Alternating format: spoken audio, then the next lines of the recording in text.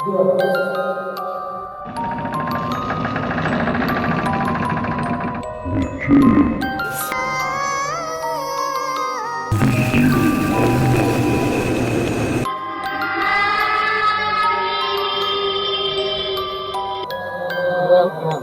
Mystic Moon Café.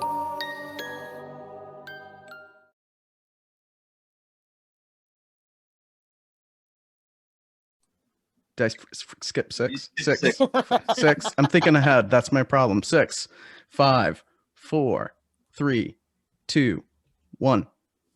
Good evening, friends, fellow fans.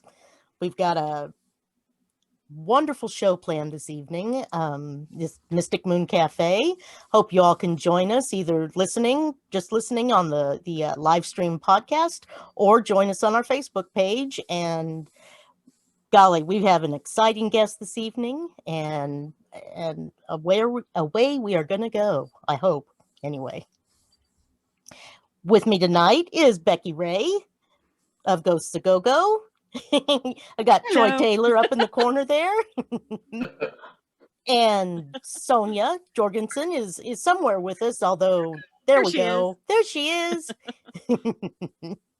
All righty. And Jacob Rice is with us, although he has to adult this evening. So, yeah, we'll try to get him in here anyway. I know we can entice him. He's easy. He's kind of easy that way. So, shall we kick off? How would you guys like to start this evening? I thought we already did. Well, yes. We did, yeah. I meant with the actual interview. Thanks, Becky. Wait a minute. But anyway, we've got, golly geez. Troy would like to kind of bring along, he had an exciting, documentary presentation done up the, yeah. We were going from that, so I was just going to play along. So okay, all righty. It's been a day. I'm sorry. It's not. It's been a month, so yep. So no problem. So, actually, yes, and I see it over your shoulder. Shock Docs, the Exorcism of Roland Doe, and I'm supposed to tell everybody that you can only watch this via Discovery Plus. It is only available through streaming, but on April the 9th, it's going to be on the Travel Channel with the rest of the draft that's on there.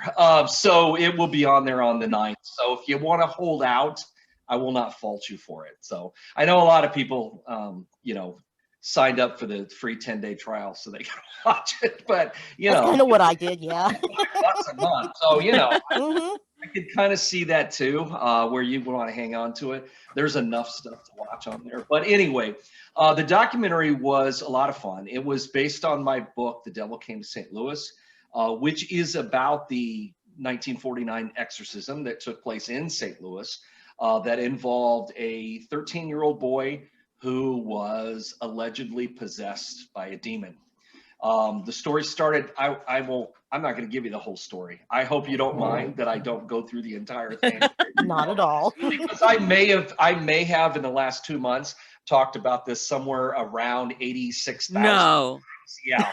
86,000 times. That's a bunch. It's been a lot. Actually, I was doing like 40 radio interviews a day, every day.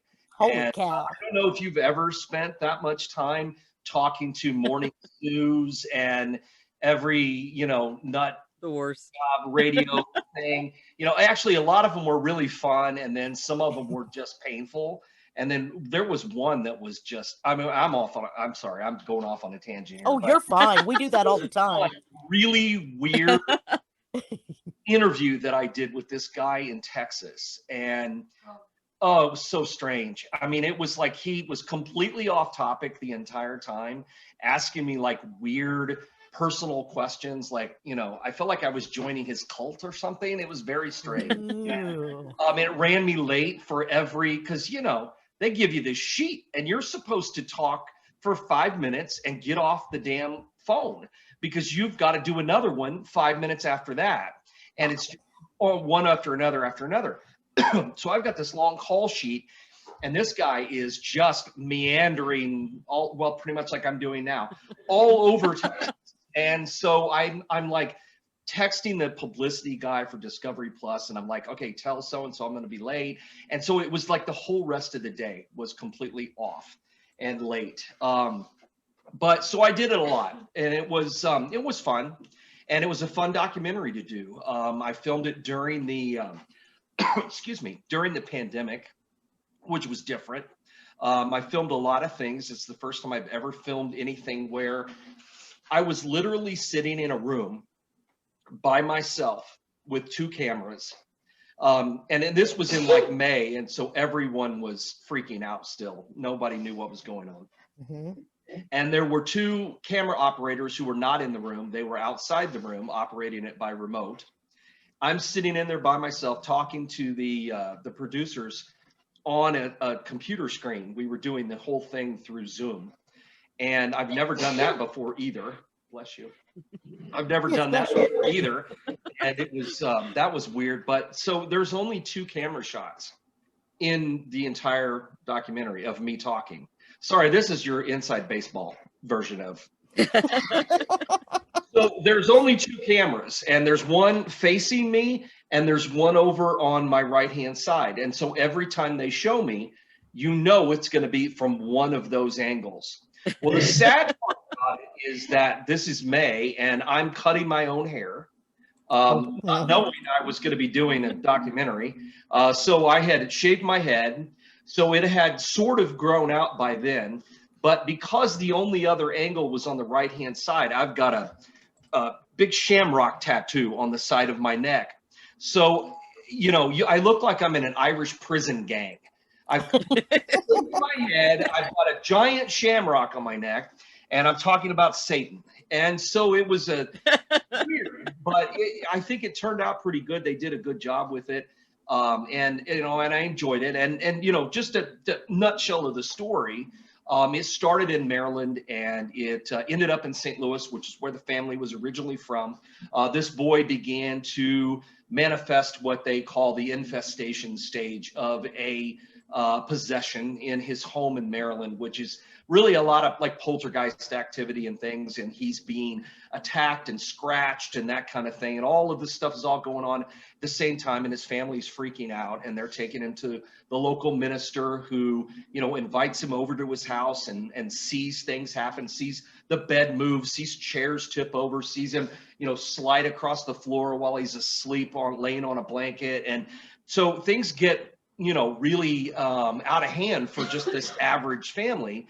And they end up taking him to St. Louis. And that's when the Catholics get involved and decide that he is demonically possessed. And they go through a 6-week exorcism. And it's pretty brutal stuff. I mean, I will say I do think that there's definitely something to this story. I do think that he was, for lack of a better term, possessed by something. And the Catholic Church and I differ on what they call demons, and I don't call the same things demons. So we've got a different, you know, way of talking about things, but we're on the same page mostly. But eventually, whatever it was, it worked. He got rid of it. It did, and he was never bothered again by it for the rest of his life.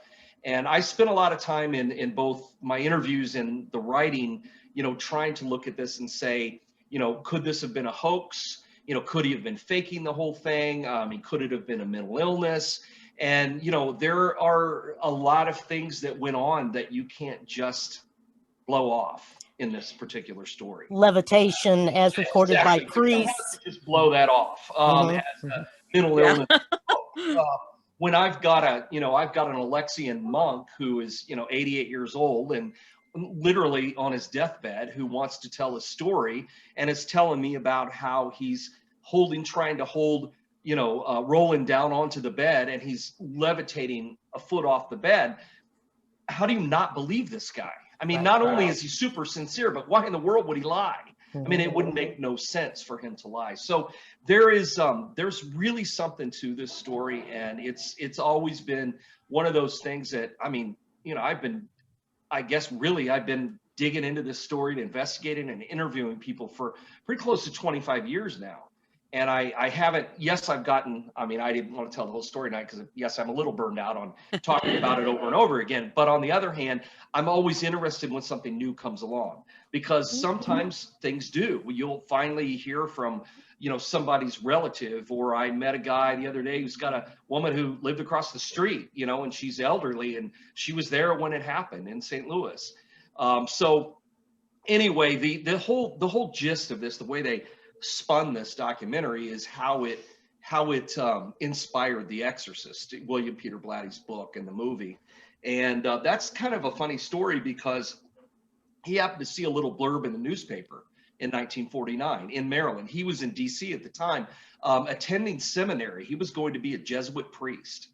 And he ran across this article, was interested, went to one of his advisors and said, hey, I see there's some kind of diary. Do you think I could get my hands on that? And he's, no, absolutely not. Eventually he did, you know, time went on and he was able to get a hold of it. But he got interested in the story, and eventually he talked to one of the priests who was involved in the exorcism, who asked him to try to protect the identity of this boy. So he protected his identity by changing the character to a girl. And, you know, and as I said quite a bit when I was doing these interviews, I mean, I think it was a wise choice, because girls are obviously much more sympathetic than teenage boys, you know, especially when you're talking about a kid who's, you know, acting crazy, swearing, screaming, smells really bad, urinating everywhere. That's every teenage boy. You don't have to be for that. So changing it to a girl, I think, was the best possible thing he could have done. But a lot of the stuff that, you know, is in the, I mean, there's no one's head spins around, nobody flies out the window, but there's a lot of the stuff that's in the movie that actually happened in the real story. And I think that is what, for me, makes it and keeps it being interesting, you know, because it's hard to believe this stuff happens, but it does. One of those kind of deals, you know. Right. So yeah, that's been my spring, or my late winter and spring, mostly just talking about, you know, Roland Doe. But like I said, it is coming on the Travel Channel on April 9th. That's what the producers just told me a couple of days ago. So people who've been waiting didn't want to sign up for yet another streaming service, and I feel your pain there, because I have a lot of them myself. So I get it. You don't want to sign up for another one. Yeah, you don't have to. So you just have to watch it with commercials. So, you know. Right. I had been looking for it. I've got cable TV, and I've got several of the streaming services too, and going, surely something has it. And then I went, okay, there's a free trial. Yep. Yeah. And I mean, it's a pretty new service, and I think they wanted something that they could try to snag people with, you know, because for $5, you're going to sign up for it and forget about it. Right. You know, and then they've got it as a subscriber. So I'm sure that was part of the plan. But anyway, I'm certain that's the plan. You know, I watch a lot of the regular cable Discovery channels, and all their commercials are just get this streaming service. It's like, I'm watching Discovery Now. Why do right, exactly. Or I'm already HBO a customer. Max. They're actually putting shows only on Discovery Plus now. Isn't that what we decided, Lise? Yeah. Yeah, that was where only place on travel or anything. They've just moved it. Network, other networks, they're doing the same. Yeah, they're just moving everything to Discovery. So, I mean, luckily there isn't anything else I watch on any of those channels, because, you know, we'll watch. What is it we watch besides not Ghost Hunters? Is that on there? Oh, Ghost Nation. I kind of like that one, actually. Mostly because I just don't hate Jason. I mean, I actually like him. So, I mean, he's a good guy. I actually like him, and I can watch that show. But that's about the only one. Oh, you like that one, yeah. But I can't. So I we have it, but I don't know. Glad we have it. At least I do not, but still, it's okay. And Jacob likes it, so yeah. So, but anyway. Yeah. Anyway. In a week. Well, a week and a half. So. Yeah. The Roland Doe. Well, I won't ask you his real name or anything like that. You can ask whatever you want. Right, but I know you were protecting his identity as Right. best possible. I still am for a little while longer. He actually died last year. That's what I was going to ask you about. You know, I had interviewed him a couple of times several years ago, and I had always told him that as long as he was alive, I would not use his name. And I never have. I mean, you can find it. I mean, I've known it since like the 90s, but I'm giving it a year until he's been gone for a year. And there were no obituaries or death notices or anything like that. I found it. I mean, I've been kind of looking because I knew that it seemed to be impending, but I found the attorneys who did his estate, who took care of his estate. That's how I found out. Okay. So, yeah. Yeah, and he didn't come and visit or anything like that. The Ouija board, nothing. So I figure I'd give it a year, and then we can talk about it. There you go. Well, that begs the question: do you use a Ouija board? Sorry. No, I mean I have. I've got. I mean, as you can see, there's several sitting behind me here, but I love them as decorations. I've got a lot of really cool ones. I got a lot of really old ones. I have used them, but I've never had any luck with them at all. Never. Okay. But you know, the thing about that, and this is something, if you watch that documentary, there are a couple of parts of it that I objected to, that I told them specifically wasn't true. And they used it anyway, I'm guessing for the dramatic effect. But you will find that when there are these two particular things that pop up, I'm not in those scenes at all. There's no commentary from me because I refuse to talk about it because I said they weren't true. And the biggest misconception about this story is that it has anything to do with the Ouija board. The story is that his aunt gave him this Ouija, that she was a spiritualist. She wasn't. And that she gave him this Ouija board and that he was trying to contact her with it. Well, here's the biggest problem there is that she died 2 weeks after the events started in their home. So even if he had used the Ouija board, he couldn't have contacted her because she was still alive. Right. So it's ridiculous for starters. But the second thing is she never gave it to him and he never used one. There's no explanation for why Roland became possessed, which to me is a lot scarier than a Ouija board, because at least you got a reason for it. But if it just happens, to me, that's a lot scarier, because that means it could happen whenever, wherever, to whoever. So it happens to this kid. We don't know why. But the whole Ouija board thing is a case of, instead of fact influencing fiction, it's the opposite. In this case, it's fiction influencing fact, because people have put this into the story because it's in The Exorcist.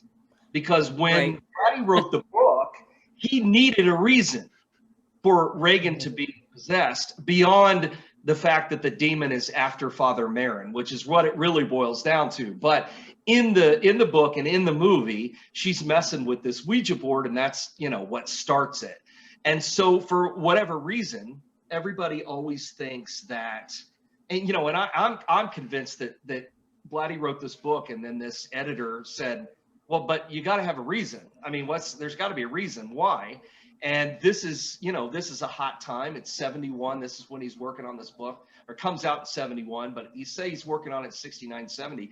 That's when all the occult stuff was really taken off in this country. Started in the 60s, but it was really taken off by 68, 69. That's when Rosemary's Baby came out. And I blame Rosemary's Baby in a good way for everything that has followed. Everything from, you know, The Exorcist to, you know, every knockoff movie, The Omen, to Satanic Panic, all the way to the 80s. I mean, I blame it all on Rosemary's Baby because that's what started. It's the first time we saw people talking about worshiping the devil in a mainstream film that people could relate to, because everything is so normal in that movie. I mean, it's not even a horror movie until like the last 10 minutes. Right. It's annoying neighbors. Right. Essentially, I mean, that's what it boils down to. Messing with this poor girl and a really crappy husband that she's got, you know. So, you know, I'm seeing him, I'm envisioning him thinking, hey, Ouija board would be cool. Maybe that's how we'll do it. And for whatever reason, that has bled over into the real story because it looks good. And it does. I mean, having a Ouija board as the culprit is going to scare everybody. So that's going to scare people away from Ouija boards, even though, I mean, it really doesn't. But let's say that theoretically it does. It weirds people out about Ouija boards, and they become fascinated with the idea that it's, opening a portal to the devil and all this crap. Which to me, I don't know, to me, they're like cool antiques. But I know that there are people who take them seriously. But, you could do that with anything. You could become obsessed with the Ouija board and, be convinced that you've got, the main line to the spirit world using this Ouija board, and you could get all your information from it. You could do the same thing with a magic 8-ball. You could do the same thing. Well, you could do the same thing with, say, a church. The exact same thing. I mean, it's all, becoming obsessed with something. It doesn't have to be a Ouija board. It's just that looks scary. It looks evil, and somebody has told you they're evil and that you shouldn't mess with them. And, I mean, if I went around saying the same thing about, hey, boy, you need to avoid the Baptist church because, it could suck you in and all kinds of terrible things will happen. All true. Just like anything else, the spin people want to hear, but you say it about a Ouija board. Oh yeah, absolutely. So there's your answer. They don't really do anything for me, but I do like them. I do enjoy them. I think it's a cool history behind them, which is filled with all kinds of crazy stories and a lot of lies, but still crazy stories and fun stuff. But yeah, they're cool antiques. They really are. So. Intriguing, fun to look at. Exactly. I think it's subconscious. I do think too, people move it subconsciously because when they blindfold people, it never answers anything right. So I think it's us doing it whether we know it or not. Right. So half the time it's just giving you gibberish. So yeah. Yep. It is. Well, then they came up with the demon Zoso because it goes from Z to O to Z to O. It's like, come on, people. I don't know if that's still a thing, but boy, it was there for a while. Yeah. Like a couple of years that people were convinced it was some kind of demonic thing that was communicating at these Ouija boards, and I'm thinking, are you kidding with this? What? I know. I mean, it was that was crazy. So, and there's still people every now and then will bring it up, and it's like, come on. Yeah. Written on that, if I remember correctly, and I'm thinking, man, how do they find that publisher? So, anyway. So there's your There's that. Oh, and Jacob is busy in chat posting all of these links. Awesome. I see that anywhere. All I see is the one that chat for us. Oh, okay. Our little group chat. Yeah. That's the last thing I saw. So I don't know what all is coming up. It's probably just so I'd be distracted. A lot of people easily distracted by chat. Yeah. Normally, if I'm doing a live stream, I have to turn it off. I can't look at what people. Right. Oh, squirrel. Yeah. Yeah. I understand. That's exactly right. I just going back, like where the little boy's on the mattress and it goes sliding under the bed, and I thought that is everybody's worst nightmare come true right here. Right? I just Well, the thing about this kid is that if he was 13 and he weighed at like 105 pounds. I mean, he's a skinny, scrawny kid. And, it would take 5 and 6 people to hold him down on a bed, in the middle of an exorcism, no matter what you believe in as far as exorcisms go. This is not a joke. This is not a hoax. It's not a practical joke. There's no way that 5 or 6 grown men can't hold down this skinny little kid. And yet they couldn't, and then, when he went to and that was at the minister's house, when he's sitting in an armchair and the chair flips over and dumps him out on the floor. And so the minister's like, okay, well, why don't you just lay down on this pallet? And then the kid goes to sleep and he literally just watches it slide all the way across the room. And like you said, under the bed. But he never believed that minister, the Lutheran minister that the family that was the church they attended at the time. He never believed that it was ever anything, a possession or anything demonic. He thought that it was some kind of psychokinesis. Because you got to remember what we're talking about. We're talking about 1949. We're talking about the East Coast. Right. He had written to Dr. Rhine at the Rhine Institute at Duke. And so, you know, that was the thing everybody was talking about at the time. That was the hot topic, was psychokinesis, ESP, things like that. So they weren't interested in anything to do with ghosts or demons or demonic spirits or anything like that. And again, that's because of that, you know, we got more fantasy added to the story because, you know, the legend has it that Reverend Schultz, the Lutheran minister, told the family that, well, you better call the Catholics because they know about this kind of stuff. Now, I'm positive. This dude's a Lutheran. In 1949, there is no way in hell. No way. Yeah.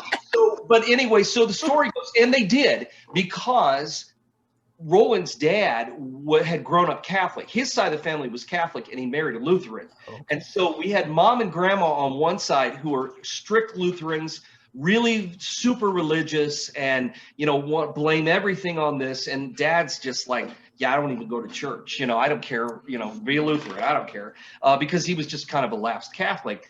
So they did, though, eventually contact a priest at St. James Church, which is in Mount Rainier, which is like the town next door.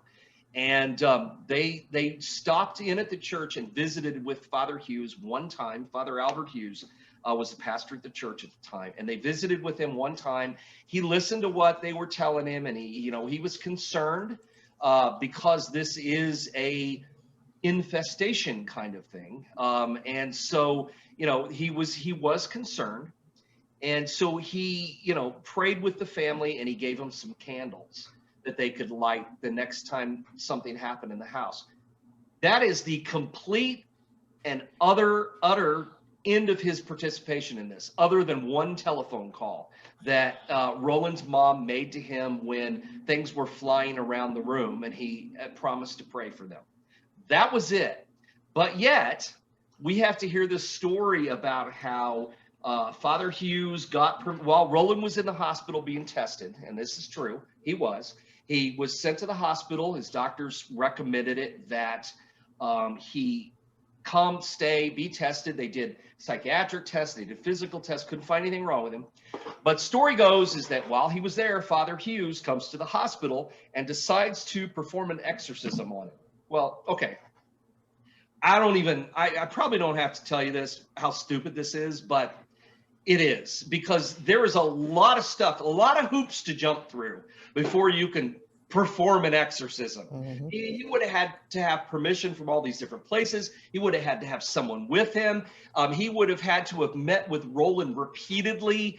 He would have had to have manifested all of this other stuff.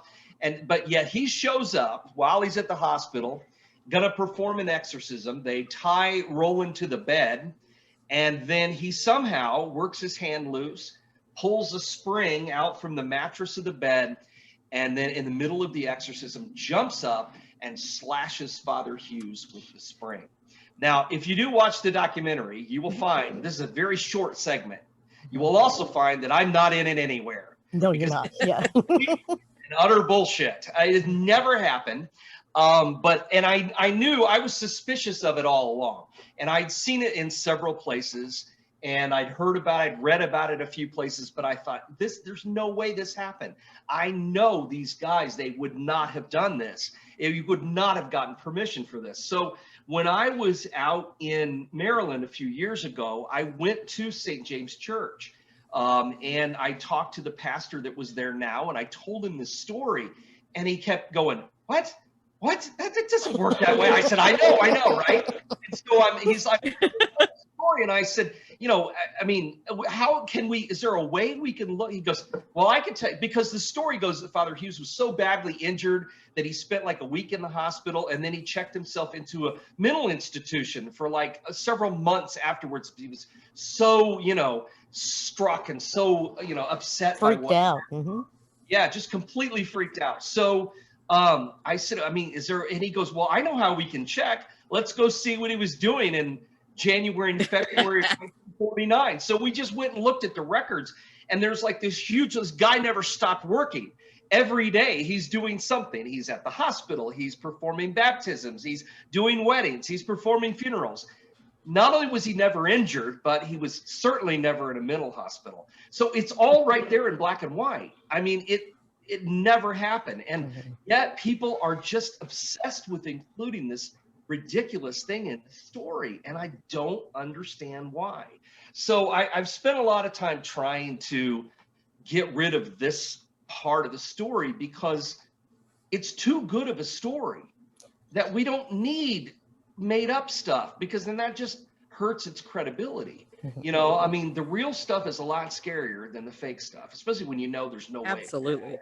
You know, I mean, there was just no way this happened. You know, I mean, it's different when they get to St. Louis because there was a lot they had to do. Not a lot of hoops, not as many as there should have been probably, but they still had to do a lot of stuff. And you had these guys who were, people knew, people saw, and you know, you got Father Bowdern who loses 40 pounds over 6 weeks because he has no time to sleep, no time to eat. He's got boils, he's got hives. I mean, he's just constantly sick because he's just beaten down to a pulp. You know, I mean, this kid is physically attacking these guys. You know, at one point, punched Father Bowdern in the groin so badly that, I mean, it took him hours to recover. I mean, you know, you've got these guys who can't hold this kid down. I mean, there's something going on here. So why not just focus on that stuff and not focus on, you know, the made up stuff? You know, that's always been my complaint about the story, and that I've tried to correct. So I got a lot of stories I got a lot of cases like that, like the Limp stuff, you know, the Limp family in St. Louis. There's so much crap, and there doesn't need to be. It's such a great story, but people got to make up things about monkey boys and bullshit like that, and I don't understand it. You know, I just don't get it. So they don't want to let go of that stuff either. Once it's out there, they don't. People just want to hold on to it. I don't get that. Right. I found that a lot of the garbage that's being spread around about like the Exorcism case comes right out of St. Louis University, because those guys that are there now, because that's where, you know, that's where the priests were, that's where they came from. But they've regurgitated that stuff over and over and over again, that they just keep telling it like it's true, because they don't bother to go look and see that it's not. Right. You know, plus you get a lot of, you know, when you get into that, everybody's got to put everybody puts their own spin on any story. Like a game of telephone. It is. Yeah. It is. And you know, they want to put a very religious spin on it, and I get it. I mean, they're Jesuits, and it's a Catholic university, and I get it.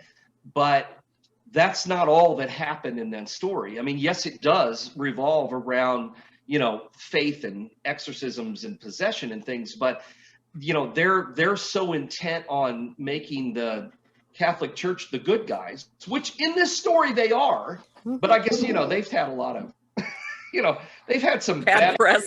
They need all the good they can get. But, you know, they tend to put their own spin on it, and I just want it to be realistic, because I think it's a terrifying thing, and I think it's something that did happen, and it's worth talking about. But if we're going to talk about it, then we need to talk about it legitimately. Right. You know, that's my thing with it. So cut the dramatic amplification. It's dramatic enough. Yeah, exactly. You know, right. It really is. Why add in more? You know, it's unnecessary. It's just poor. It's poor storytelling. So if you got to make stuff up, you want to tell a good story, tell it the way it is, and if it works, then you told it well. If it doesn't work, if it's boring, then it did not work well. And then I guess you need to add all that. So I guess that's what happens. Well, I was going to ask Sonia to kind of chime in on some things, like when, you know, 4 or 5 grown men can't hold this little guy down. Yeah. could a grand mal seizure or anything like that? I know they tested, but yeah, the only medical explanation for things like that typically is bouts of schizophrenia or mania can sure. You know, if it can, you only use so much of your muscle fiber You're not using 100% of your muscle fibers at any one time unless adrenaline kicks in, and that's why grandma can pick up a car, you know, in an emergency situation. So in those cases, absolutely. However, that can't explain this, what they're considering the psychokinesis episodes. You know, I mean, he can't move a bed across the floor while he's laying on it, you know, And things of that levitate, nature. yeah. He can't levitate. That doesn't really work that way. But you know, the strength beyond what is normal for a child of that size can occur when there is a severe mental illness, for sure. And that happens a lot, you know, mental health wards, when, you know, nurses, when we work in those places, you know, you have to consider that if, you know, a lot of times when a patient has schizophrenia, for example, has a severe mental break, then it takes 5, 6, 7, 8 grown men, you know, to subdue them sometimes, and keep them safe as well as those around them. And I apologize, I keep muting. My husband decided this is the moment to mow the lawn. Right. And we have to take the moments, he's like, oh crap, is that loud? I'm like, we're fine. Yeah. We have to take the moments that we're given in the Pacific Northwest when we have 5 seconds without rain, and so we're taking it. So I'm so sorry. Yeah, but yeah, to answer your question, there are things that can explain it scientifically. However, some of those things can't be explained with what we know currently, science. The big issue I have, and I agree with you, totally agree with you on all that, and that's something that I've always wanted to, you know, and have tried to pursue. I mean, I interviewed a psychiatrist, and you know, we talked about this too, and he said the only problem he has, well, there's 2 problems. First off, is he couldn't come up with any one diagnosis that would explain all of it. All of it, correct. I mean, I agree with the strength and everything. But here's my big question. So let's say it is. Let's say it is schizophrenia, and, you know, childhood schizophrenia. This kid is, you know, is manic, and people can't hold him down. How is it magically cured? Right. Because it never comes back. It went away and it never came back. Now, see that, even if you don't believe in possession or demons or spirits or whatever, that's pretty miraculous. So that's paranormal in itself, because you now have a miracle cure. Again, that the priests can take credit for, really, let's be honest, because they're the ones involved. They're the ones in charge. So now they've miraculously cured him of a mental illness, because he never has it again. I mean, this kid went on to, you know, graduated school, graduated college, went to work for NASA. You know, became an actual rocket scientist. You know, he has a patent for the stuff that you put on rockets when they don't burn up in the atmosphere. His name's on that patent. This guy's a genius. You know, and I always thought that maybe that, you know, some of the things that they talked about him in the beginning, why some of the neighbors, why some of the friends didn't believe this was really happening, which in my opinion still may be part of the reason they decided to go to St. Louis, because people in the neighborhood weren't buying this. They thought he was up to something, because I always believed, and I know it's different now, and they didn't talk about it at all back then, but I've always felt that a lot of the things that he did, he was probably on the spectrum somewhere. Right. Which totally made sense. And then when you find out that he's like a genius who invents rockets, then you're like, oh, well, that totally makes sense. He's like Rain Man here, you know. So, you know, I think that might have played a part in it too. But I know it played a part in why, you know, friends and neighbors and schoolmates weren't buying it, because all the skepticism in this story comes from Maryland, from Cottage City. Because all of those people, they never saw what happened when he got to St. Louis. And at the beginning of this story, when he was still in Maryland, it was still in what the Catholics call the infestation stage, the very beginnings of it, when it's poltergeist activity and things. It isn't so much his attacks and trances. I mean, there's some of that, but it doesn't really get severe until they get to St. Louis. But anyway, so my point is that while I certainly see that as a possibility, then we've opened a whole new can of worms. Because now we've got to figure out how they cured him. You know, without medication or anything, because there wasn't any at the time. Because in mental illness of that extreme nature, the chemical imbalance in the brain I don't know that I've ever heard of a spontaneous correction to that Right, sure. level. You know, Yeah, I mean, people can become depressed or have seasonal depression and can snap out of it because the synapse can adjust, or, you know, the chemicals that communicate in the brain. And we won't go into all that. We're not on Discovery Plus for science today, so we won't go into that. But we're going to stay away from the serotonin stuff. But that severe, there's typically a structural component of the brain, not just chemistry and neuron, to create that severe of a mental illness. So it's very rare that someone just snaps out of something that extreme. Puberty sometimes can have an effect, because the hormones that are created through puberty can help correct some of that brain chemistry, but not if it were truly a mental illness of that kind, to be that extreme, for it to just snap out of it like that and so promptly. It's not like a gradual fade. I don't know that I've ever heard of that. Yeah. So possible, but definitely not likely. Yeah, right. Possible, not probable. Yes. Like the whole thing being a practical joke, same kind of right. thing. You know, right. A practical joke. I mean, no 13-year-old can keep that up for 6 weeks. Not performing like that. I mean, it's just not going to happen. I mean, just imagine, put yourself in this kid's shoes, that you've made this whole thing up and it's all a joke. And every single night you've got priests coming over to your house screaming at you, and, you know, and you're supposed to be, you know, doing things that a normal kid wouldn't be able to do. And all these people holding him down, pinning him to the bed, and he's, you know, screaming and howling and thrashing and kicking and fighting, and, you know, fire hose urination everywhere, and the smells and the vomiting, and the, you know, the vomit that shoots 8 and 10 feet and hits people in the face with his eyes closed. That's tough. I mean, that's the kind of stunt I don't think they can even do on like Jackass. I mean, I just don't. That's a hell of a name right there. Yeah, it's not doable. You know? So you know, it's just really hard to explain all that. You know, even the Father Halloran, who was at the time not a priest, he was a seminary student studying to be a priest, and he had been asked to help out with this case because he was a big guy. And he played football, he was a boxer, and he was a young guy, and these, you know, a couple of middle-aged priests, and they want somebody young to help them out. And he shows up and is helping with this stuff. And, you know, he said, you know, even when he was old, and I knew him when he was quite old, he was still a big guy. And he said that, you know, he wasn't asked there to be a priest. So his role in this was not to judge whether this was an actual possession or not. So he would never commit to anything, no matter what he saw.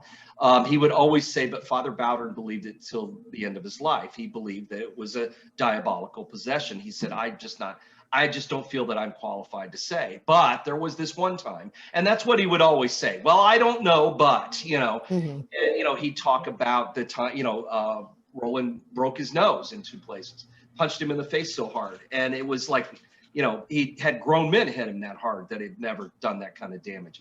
He talked about he couldn't hold him down. He said one night that entire bed, the end of the bed levitated off the floor. You know, these were all things he'd seen. You know, he filled in all these gaps for me. He'd tell me about this and he'd tell me about that, what he saw. And, you know, but he'd say, I don't know. I mean, these are things that are supposed to happen when someone's possessed, but I'm not qualified. But, you know, it would be always those. So, you know, that's why I think this case is so interesting to people, is because there is room for us to question. And I think we have to question. I mean, we can't just wholesale be convinced. I mean, when I started this, I didn't believe it at all. I mean, I knew there was a story that had happened in St. Louis that was supposed to, you know, have influenced and inspired the story of The Exorcist. That's all I knew. And you know, I mean, I'd heard those kind of things before. I mean, we all hear, you know, Ed Gein and Silence of the Lambs. Well, okay, that is really vague. I mean, there's like one part of that. So I wouldn't call that an inspiration. You know, I would call it, yeah, there's something they used. You know, so you get stuff like that. So I assume that's what it was, and I didn't. When I spent a lot of eye rolling time when I first started looking into this. It wasn't until I started talking to some of the people that were actually still alive at the time that had been involved that I started to think, you know what, I think maybe there is something to this. And Father Halloran was really the first one that I really sat down with, and he told me all his stories. And I'm like, why would this guy lie to me about that? You know, I mean, why? What would be the, you know, it wasn't like, I mean, people knew his name, but it wasn't like he was trying to get famous. I mean, he was a retired Jesuit priest. What does he care? It's not like he's in Hollywood. It's not going to make a difference to him. Yeah, so, but I think we do have to question, well, we have to question everything, really. I find that that's the best way to approach any of this stuff, from, you know, just a simple ghost story. I mean, there are so many, you know, logical explanations for 90% of the things you hear. And for me, that just makes the stuff I can't explain that much more interesting. Because you know, I've already tried to, you know, get rid of it. So. I always wondered too about, have you seen that movie Lucy, where they talk about we only use 10% of our brain? And so one explanation is for psychokinesis and those psychotic breaks is because we're using more of our brain. Now I know that it's kind of, that's sort of been debunked as far as how much of our brain we use. I wondered if that was really true. Not really true. We use a lot more than 10% of, well, most of us use more than 10% of our brain. We'll stay out of the political arena in that conversation, but I'll judge you like that. So yeah, but you know, that comes up a lot too with psychokinesis, because that urban legend still floats around. And so people say, oh, well, it's just, you know, there's some neuron or synapse or electronic overload in the brain creating, you're using more of your brain and not necessarily that we're supposed to. And that's what creates these psychotic episodes and psychokinesis and light bulbs blowing and electronics freaking out and things moving or levitating is through that. So through that do as you well. think that there is really, like, I mean, not, I was going to say people like Carrie, but maybe that's a little extreme. But you know, but I mean, is there some kind of scientific evidence of psychokinesis? Not that I've seen. Is it all just chance? I'm just curious if there's really. Yeah. Not that I've seen, but I have not researched it that deeply from a medical perspective. I really haven't looked into it that much, but that'd be a tough one to connect. I mean, they would have to be in the middle of some sort of psychokinetic episode in a controlled environment with their brain hooked up. Right. You know, you'd have to be watching the electronic phenomena going on right in front of you and watching the synapse in the brain fire at the same time to really try to even stitch that together. So I don't know that it could be really proven very easily. Well, I know that they did a lot of experiments. I mean, hundreds and hundreds of students were studied with like the Zinner cards at, you know, Duke and stuff. And there were people that were really getting more than they should have. Mm-hmm. Correct. But I just wonder, can people, I mean, I don't want to talk about, I'm not talking about TV psychics and all that crap. That's, that's magician stunts, you know, but I mean, I've always been curious. It's not something that I've ever wanted to like pursue myself, because honestly, I can't think of anything more boring than ESP. I can't even read about it. It's so boring. It's so interesting as a thing. I mean, is it for real? Concept, yeah. Mm-hmm.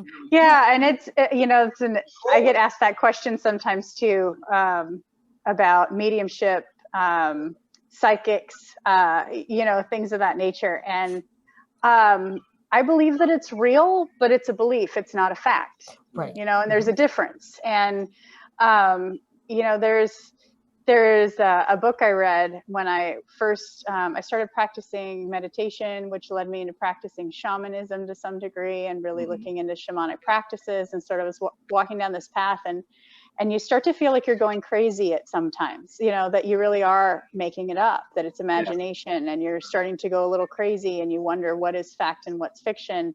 And one woman that I was reading her book, she said, you know, I felt like I was going crazy, but I realized, you know, it's about the outcome. Did it help you?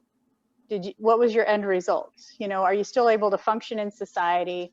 Are you still, you know, a productive member of society? you know, you're not becoming schizophrenic, you're not going crazy, Yeah. you know, and has it somehow answered a question that you have, then what's the harm, I guess, was kind of her perspective. We may never prove it, but is there any harm in you doing some deep trance meditation where you get some crazy images that make you feel like you're going crazy, but maybe when you come to the other side, you have an answer to a question? I thought that was the whole point of meditation, was to get the crazy images. Get the crazy images, right? Exactly. Yeah. But yeah, it's, you know, people ask about that all the time. It's like, how did you get that information? I don't know.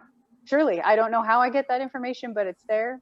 I couldn't tell you where it came from. I don't have. I mean, I think all of us answer. have met people or have been or know people that can tell you some things that, you know, that really stand out to you, or you know, or can pass on something. I mean, we've had situations where we've had a friend who has passed on information like to Lisa that she doesn't even know the person she's getting the information from. There's no idea who they are. And it's no way purely accurate. So where in the world would she get that from? Other than from some outside source, you know, but then, you know, you can go and if you start believing in all that stuff, and I do in many cases, but I do it on a case by case basis. I mean, I just don't widespread believe that, you know, everyone who says they're a psychic is a psychic. You know, that is not, I mean, I've been in this business for many, many years, and I have met a lot of nutcases who believe they are psychic. But the thing is, in a lot of ways, that's harmless. You know, it is harmless if that, you know, if they truly, and that's how I feel. I don't feel that most of them are trying to be deceptive or, you know, or even, I mean, there are some I've met that are just trying to get attention. I mean, that's just right. I mean, it could be anything, you know, but they choose to do it in the paranormal community, and they're looking for attention, and that's how they get it. And but I do think that most people mean well, and that they truly believe they're getting something. But then I will turn around and meet someone who honestly believes, without a doubt, that there are lizard people running our government. You know, and I'm thinking, what? You know, and they honestly believe this. I mean, it's not, they're not making it up, but they're not trying to be funny. They're not trying to be weird. They honestly believe in this kind of stuff. And they're some passionate of it about it is so far out there. And I don't really know how to deal with that. I really don't. I guess I just go, something else, because look at the time. Gotta go. You know, I take that back. Normally I'll give a signal to, you know, Lisa or Becky, someone, get me out of here. You know, I'm urgently needed, and they usually look in my eyes. That 5 minutes is up, gotta go. Right. Oh, colonitis, here I come. You know, and from a scientific perspective, the closest I've ever come to things like mediumship and psychic gifts is more of on a quantum level, and that there are wavelengths, energy fields that we're not able to sense with our physical form. And that all makes sense. That kind of stuff I can make sense of. You know, and that's really the best I could do, because you know, it's like we can't see all the colors. You know, we can't hear all the ranges. That there's energy wavelengths above and below our sensory perception, and maybe they live in those spaces. And some people have a higher acuity, like tuning a radio. Maybe you can tune into that station, and somebody else can. And that's the closest I've ever been able to come from a scientific perspective when people ask about, you know, connecting to the other side.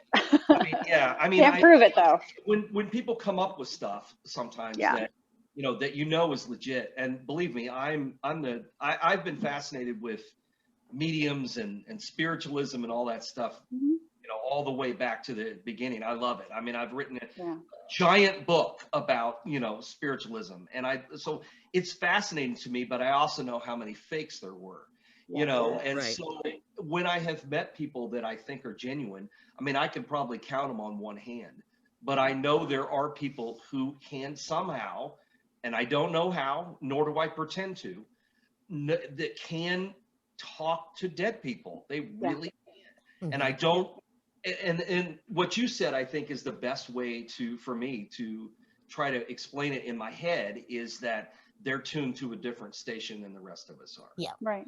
And I think that's probably the best way we're ever going to put it. There's a glitch in their head that that people like me don't have.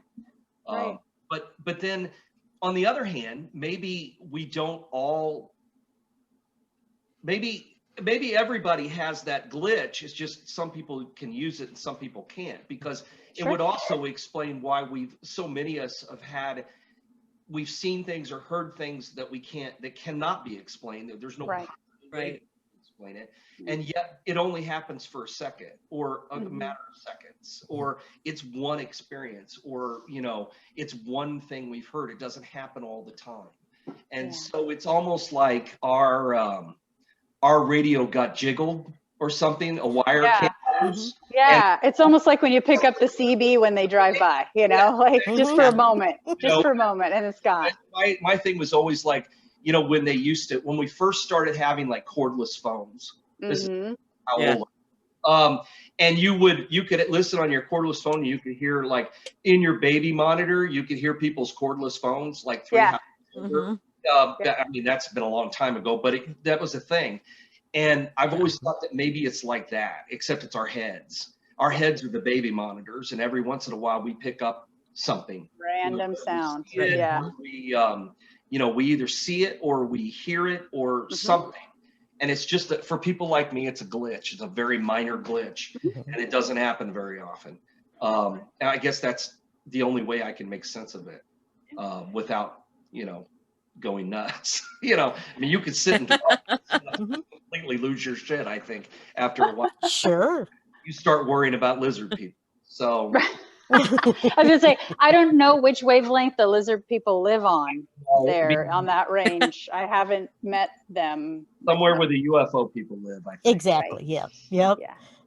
Yeah. Well, like, I feel like I have good intuition, but it's just listening, when that, for lack of a better analogy, is when that little voice says to do something or such and such, listen to it, do it, because, there's a 2-foot diameter slab of concrete coming down at your head.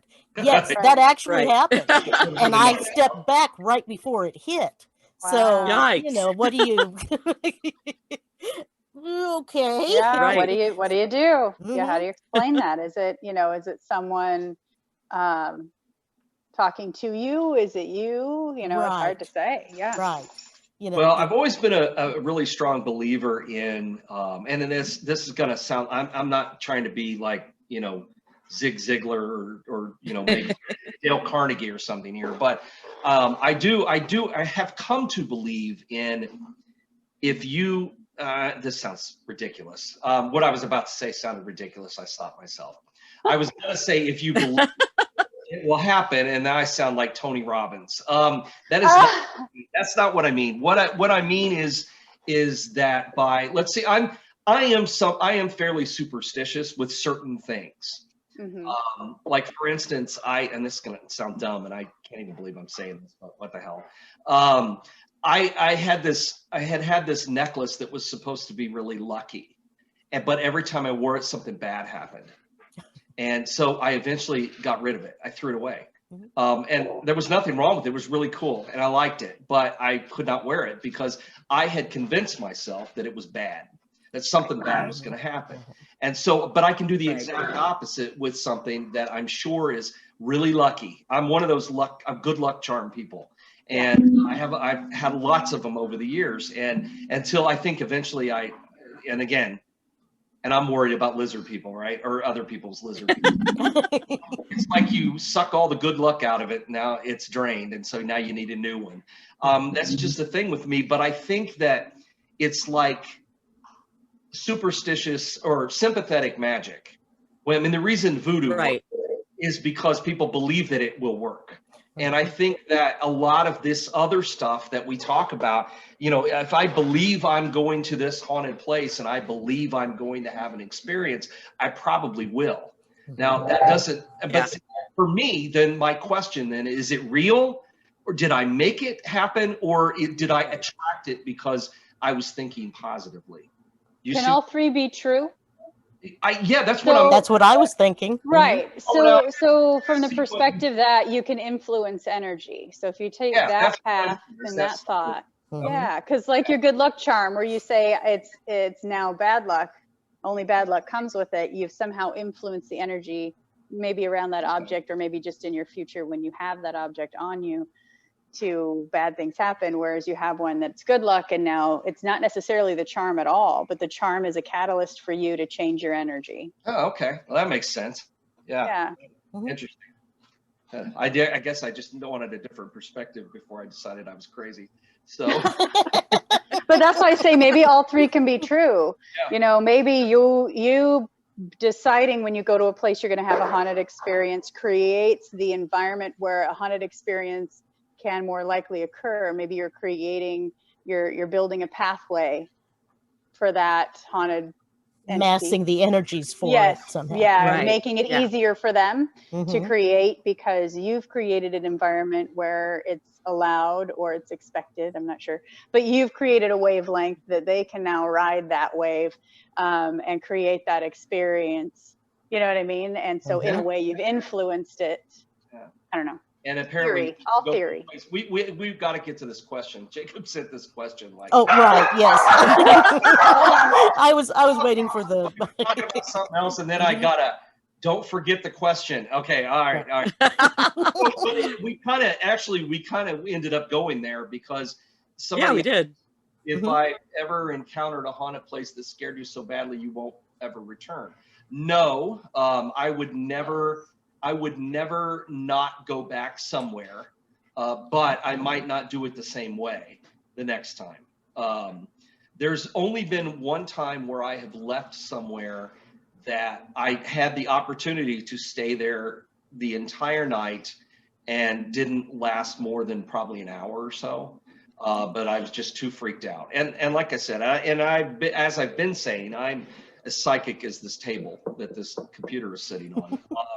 It's rare when things happen, but sometimes, you can, even someone who's not, I don't know what that was. Even someone who's not sensitive to anything, sometimes you will be overwhelmed by the feelings anyway. And I tried to spend the entire night in the Bell Witch Cave in Tennessee once, and I did not make it. I was by myself, and I had the chance to stay in there all night by myself, and I couldn't do it. It was just too much. Now, I've been there numerous times since then, but I'm not sure I'd ever spend the night in there by myself again. Or I think I'd say that I was going to and still wouldn't make it. I don't know. It's hard to say. Or I've built it up so much in my mind that I either would be too scared to do it, or I would just do it anyway because now it's, I've said I wouldn't, and so now I can't. I don't know. But that's the place that I can think of, though, that I would not go back to. And I have gone back, but I don't think I'd spend the night there. Not by myself anyway. So I just don't like being in there with the lights off. Yeah, it's caves are scary with all the lights off anyway, because you're talking about, and every tour guide I've ever met, everybody put your hand in front of your face, and you can't see it, right? And and that's every cave, but this particular cave is just not. I mean, it's not like going to like Merrimack Caverns or something. It's rough. I mean, it has been cleaned up, but still, it's got a lot of spiders in it and bats and stuff. Lots of bats. Yeah, all I could think about was, something crawling over me in the middle of the night. Right there with you. There were spiders like the size of my hand in there. I mean, they were big. And so Lisa will never go back in there, ever. I'm with Lisa. I've never been there, but I don't need to either. I think we have proven the fact that ghosts can't see you in the dark, or that they don't come at you in the dark, and so it's not ghosts, but definitely. That's why we always turn the lights off, is because that's when the ghosts come out. Isn't that ridiculous? That's one of those things that's all about atmosphere. And people ask me, how come you turn all the lights off? Because it's cool to turn the lights off. I mean, it wants all the lights on. You know, but and I was talking to somebody. We were talking just wide range of stuff, and we were talking about how normally when I'll be writing, I'll be working on a book and a particular story, and then I'll go back and think about it, and it's like almost every single ghost encounter happens during the daytime. Yeah, everywhere. I mean, everywhere, all these different places, and you're like, oh, and they saw the figure walk across the cemetery, and you're like, well, how'd they see it in the dark? Well, they didn't, because it was the middle of the afternoon. It was noon. And the place at night, it's going to be haunted in the daytime too. So why do we do all that? I really don't know. Then let's show up at midnight and turn all the lights off and see if it happens again. No. It doesn't make any sense, but it's just something that we all do. I think we're just programmed to be spooky that way. You know, turn off the lights, get started. Although all the lights are on. The Exorcist case, almost all of the activity seems to occur at nighttime. That is Yeah, true. interesting. Yeah. Only demons work at night. Well, There you go. Yep. my we got day jobs. Right? Talk about Got to pay the rent.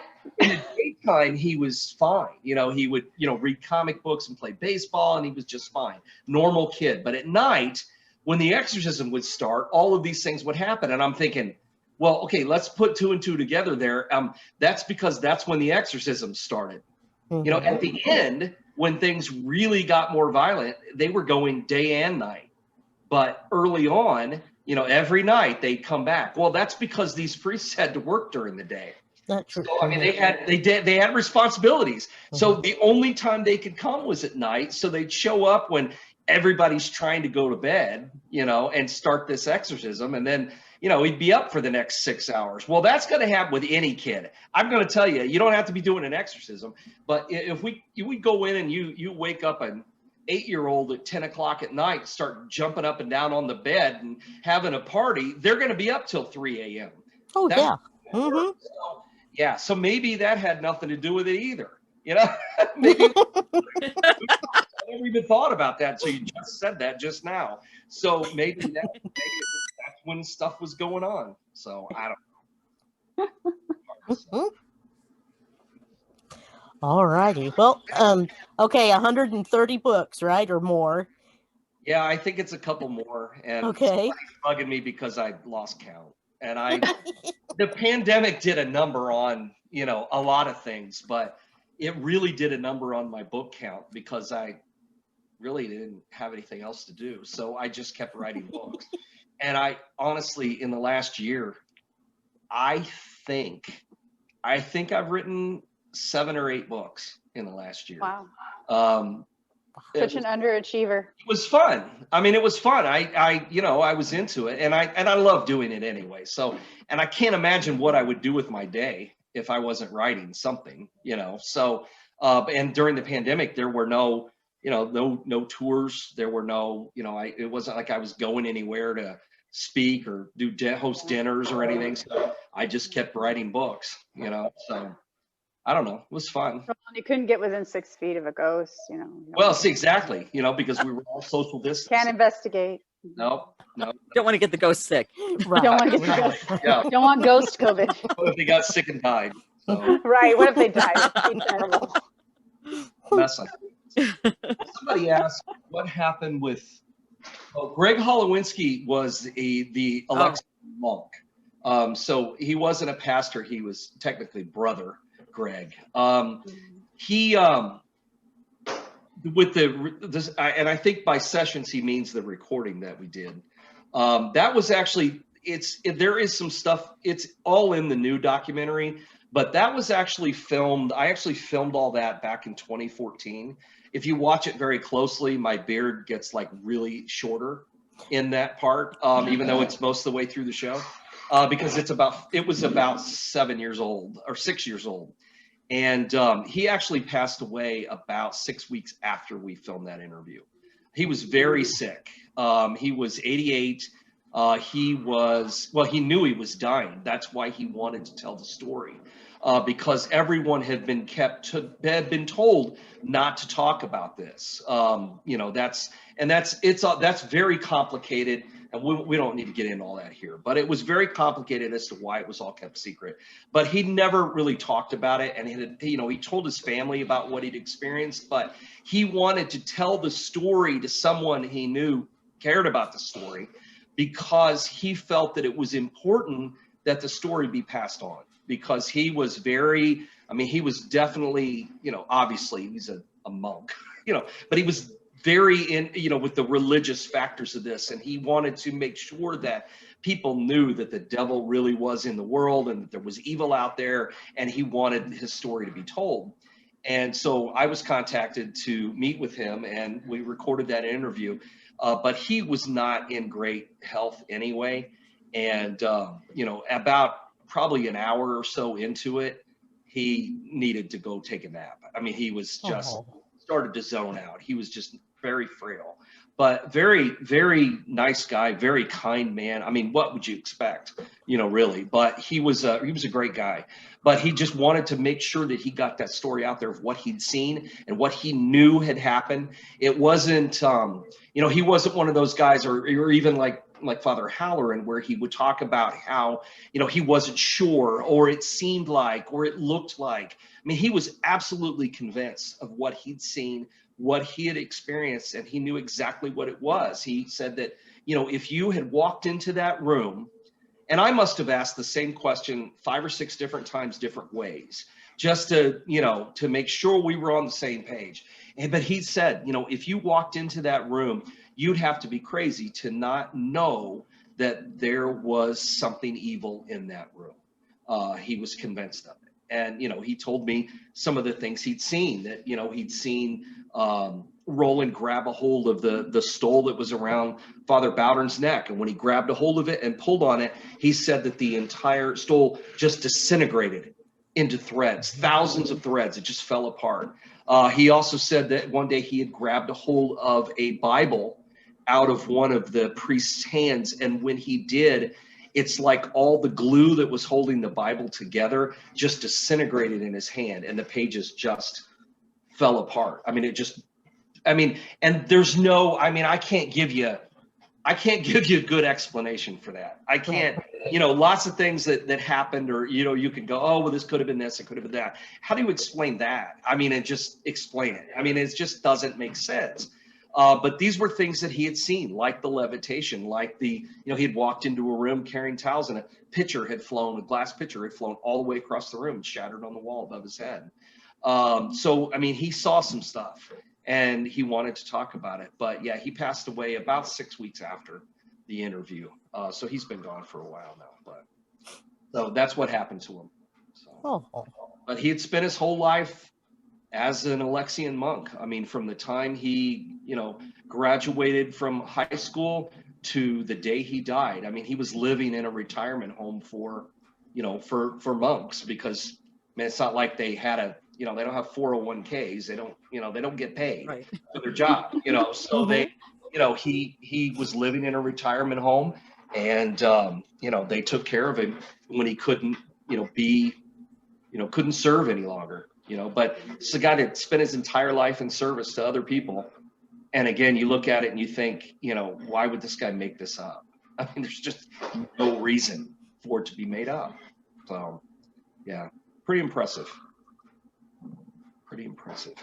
So, very much so. Yeah. So, did they say how or why family decided to bring the priests and monks in?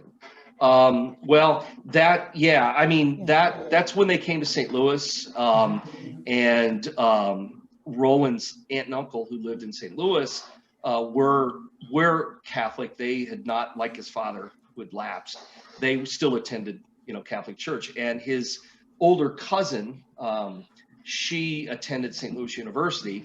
And after a week of all of the things that were going on inside the house, she decided to talk to her advisor, who was Father Raymond Bishop, who was he was the advisor to anybody who was studying to be a teacher, which she was. And she told him about what was going on, and he offered to come out to the house to pray with the family and bless the house. He didn't come out to perform an exorcism. He came out to, just go through the regular motions. And but then he saw some of the things that were going on, got freaked out by it, and decided he'd better talk to somebody. So he went and talked to Father Bowdern, who was a buddy of his. He wasn't on staff at the college. He was the pastor of the church on campus.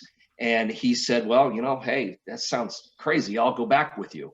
And this is a guy, Father Bowdern was one of those guys who, he served as a chaplain during World War II. He was on the front lines, through the entire war. This was as I always like to say, this is a guy who'd seen some things.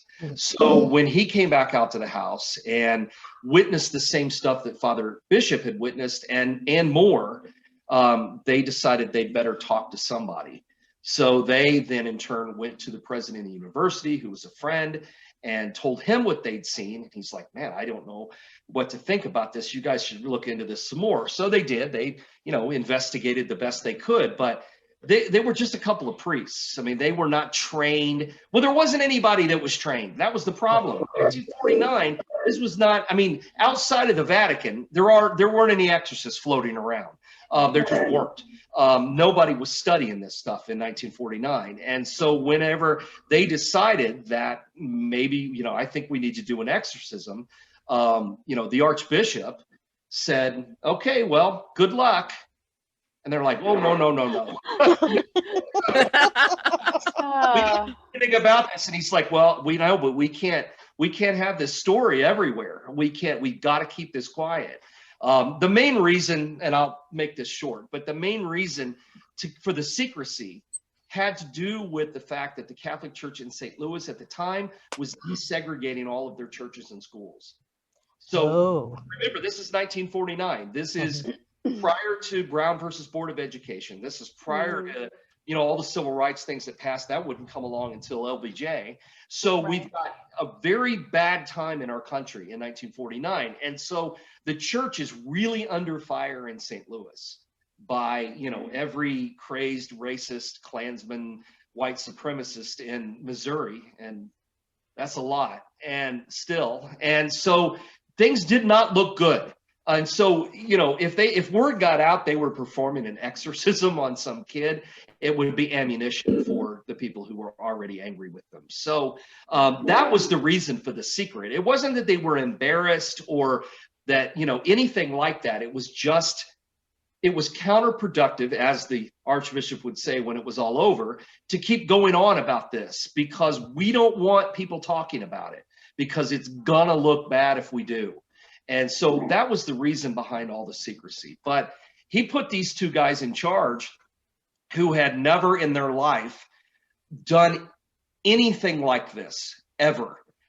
They had to, and there wasn't somebody to call. It's like you call Gabriel Byrne to come in from the Vatican to check if it's a miracle. There's nothing, right? It's just, a couple of guys and no one to talk to. So they're digging up books from that are talking about stories from the Middle Ages, about exorcisms, when most exorcisms, I'm going to say, during the Middle Ages probably had a lot more to do with schizophrenia and mental illness. So they got nothing to go by. They're doing the best they can, and the only thing they can find is don't do it. That's pretty much the advice they're getting from everywhere. Don't do it because it's very dangerous. But they had no choice. They weren't going to back out. They were right. They wanted to help the kid. They wanted to help, and so they did it. And that's why Father Bishop kept that diary. It wasn't because he just, wanted to fond memories of the time he did it. It was he wanted to create a how-to guide for somebody else, because there could be some other priest who came along after these two who had to do the same thing. And since they couldn't find anything to go by, he thought maybe if we put this thing together, then they'll know what we did, and maybe it'll help, maybe it won't, but it's at least something. Certainly helped make a lot of movies. Yeah, well, it has. But then it never really it was never used. It wasn't like it was ever published or anything. We wouldn't even have it if it wasn't for a copy left at the hospital. When it was all over, Father Bishop gave a copy to Brother Cornelius, who was the head of the hospital. And this sounds like an urban legend that he locked up the room that it happened in and left the diary in there, but it's actually true. That's the beauty of that part of this. Wow. This is the part that doesn't sound true that actually is, unlike the stuff that doesn't sound true that isn't. This actually is. But that's how it got out in the first place, is because they were tearing down that wing of the hospital, and construction workers pulled stuff out of there. They gave the papers to their boss, the cover letter and all the pages of the diary, gave it to their boss. He tosses it on his desk, and his daughter, who was interning for him that summer out of school, picked it up and recognized one of the names as an uncle of a friend of hers. And then reading it, and that's why we have a copy. Wow. We didn't have copies. Copies of this diary didn't get spread around until, the first one leaked out that was in 79. So, really, you can find it on the internet now, but you couldn't back then. There were very few copies, and that had to be like mimeographed and passed around to people. Yeah. But that's how it got out. So there's about a 30-year difference then, when it was locked in, the diary was locked in the room, and then that room was never touched. They were tearing down replacing the hospital. Sure. There's a new one now, but the old one had been built in the 1870s. So they're tearing it down, and what they were doing is they built a new section, tore down the corresponding section, moved everything in there, and then they were doing that a piece at a time. The last part of it that they were going to tear down was the old psychiatric wing, because, as you can imagine, something built before the turn of the century, not exactly up to date for today's standards for mental health. And so the secure wing is where they had taken Roland, because it could be kept quiet. The Alexians never talked. They, as I always like to tell people, and this is true, they were the ones in charge of making sure that alcoholic priests had dried out and could go back to work. So they didn't tell anybody who was at the hospital. So he knew that could be kept secret.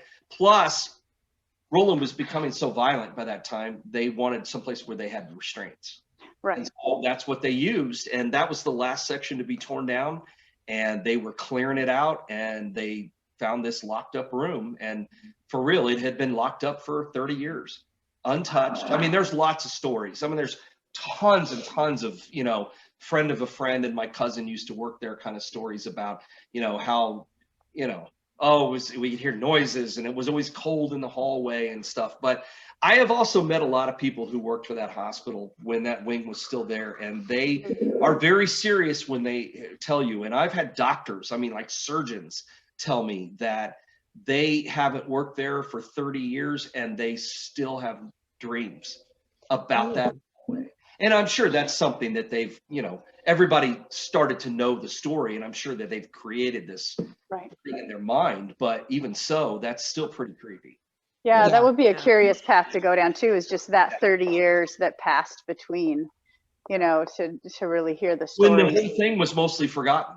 Right. Because it really was. After some very brief publicity later in 1949, a few months after the exorcism, nobody really talked about it at all, other than we knew when The Exorcist came out.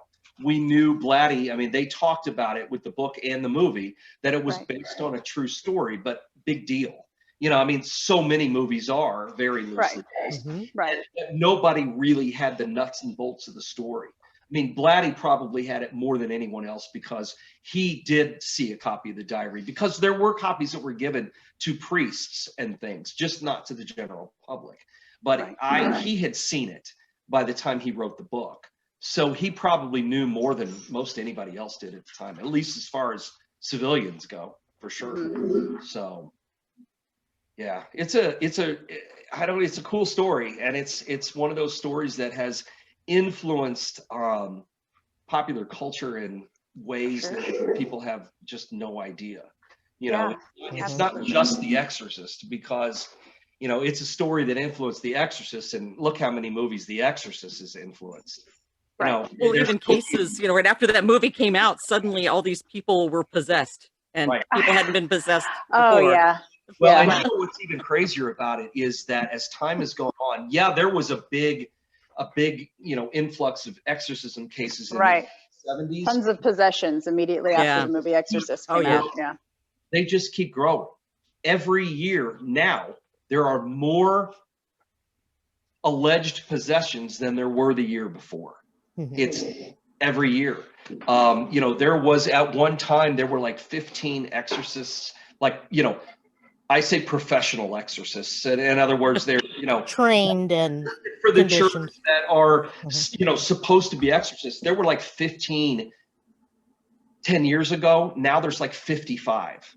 Wow. And there are, in Europe, in Italy, that seems to be a hot spot. I mean, I'm sure it's because the Vatican's there and everyone's Catholic.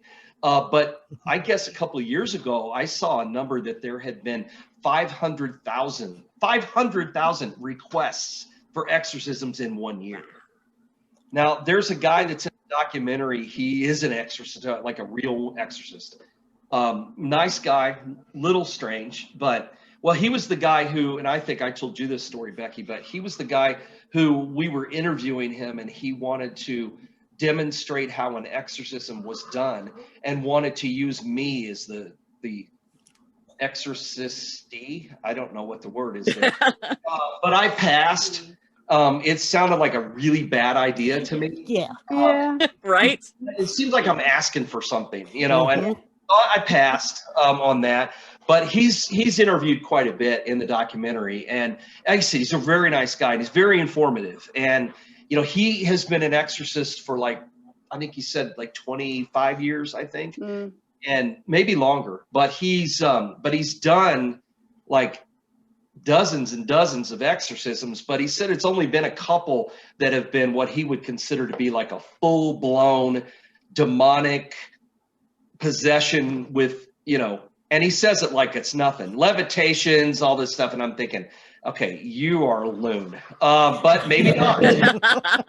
Because he does admit that most of the time that what he gets called to do is for these infestations. So in other words, he's ghost busting, essentially, because he's being called out to places where the activity is something that we would consider to be a haunted house. And I guess really we are kind of on the same page, because I think that when these possessions do occur, I think it's convenient for religious people to call them demons. I think they're just spirits.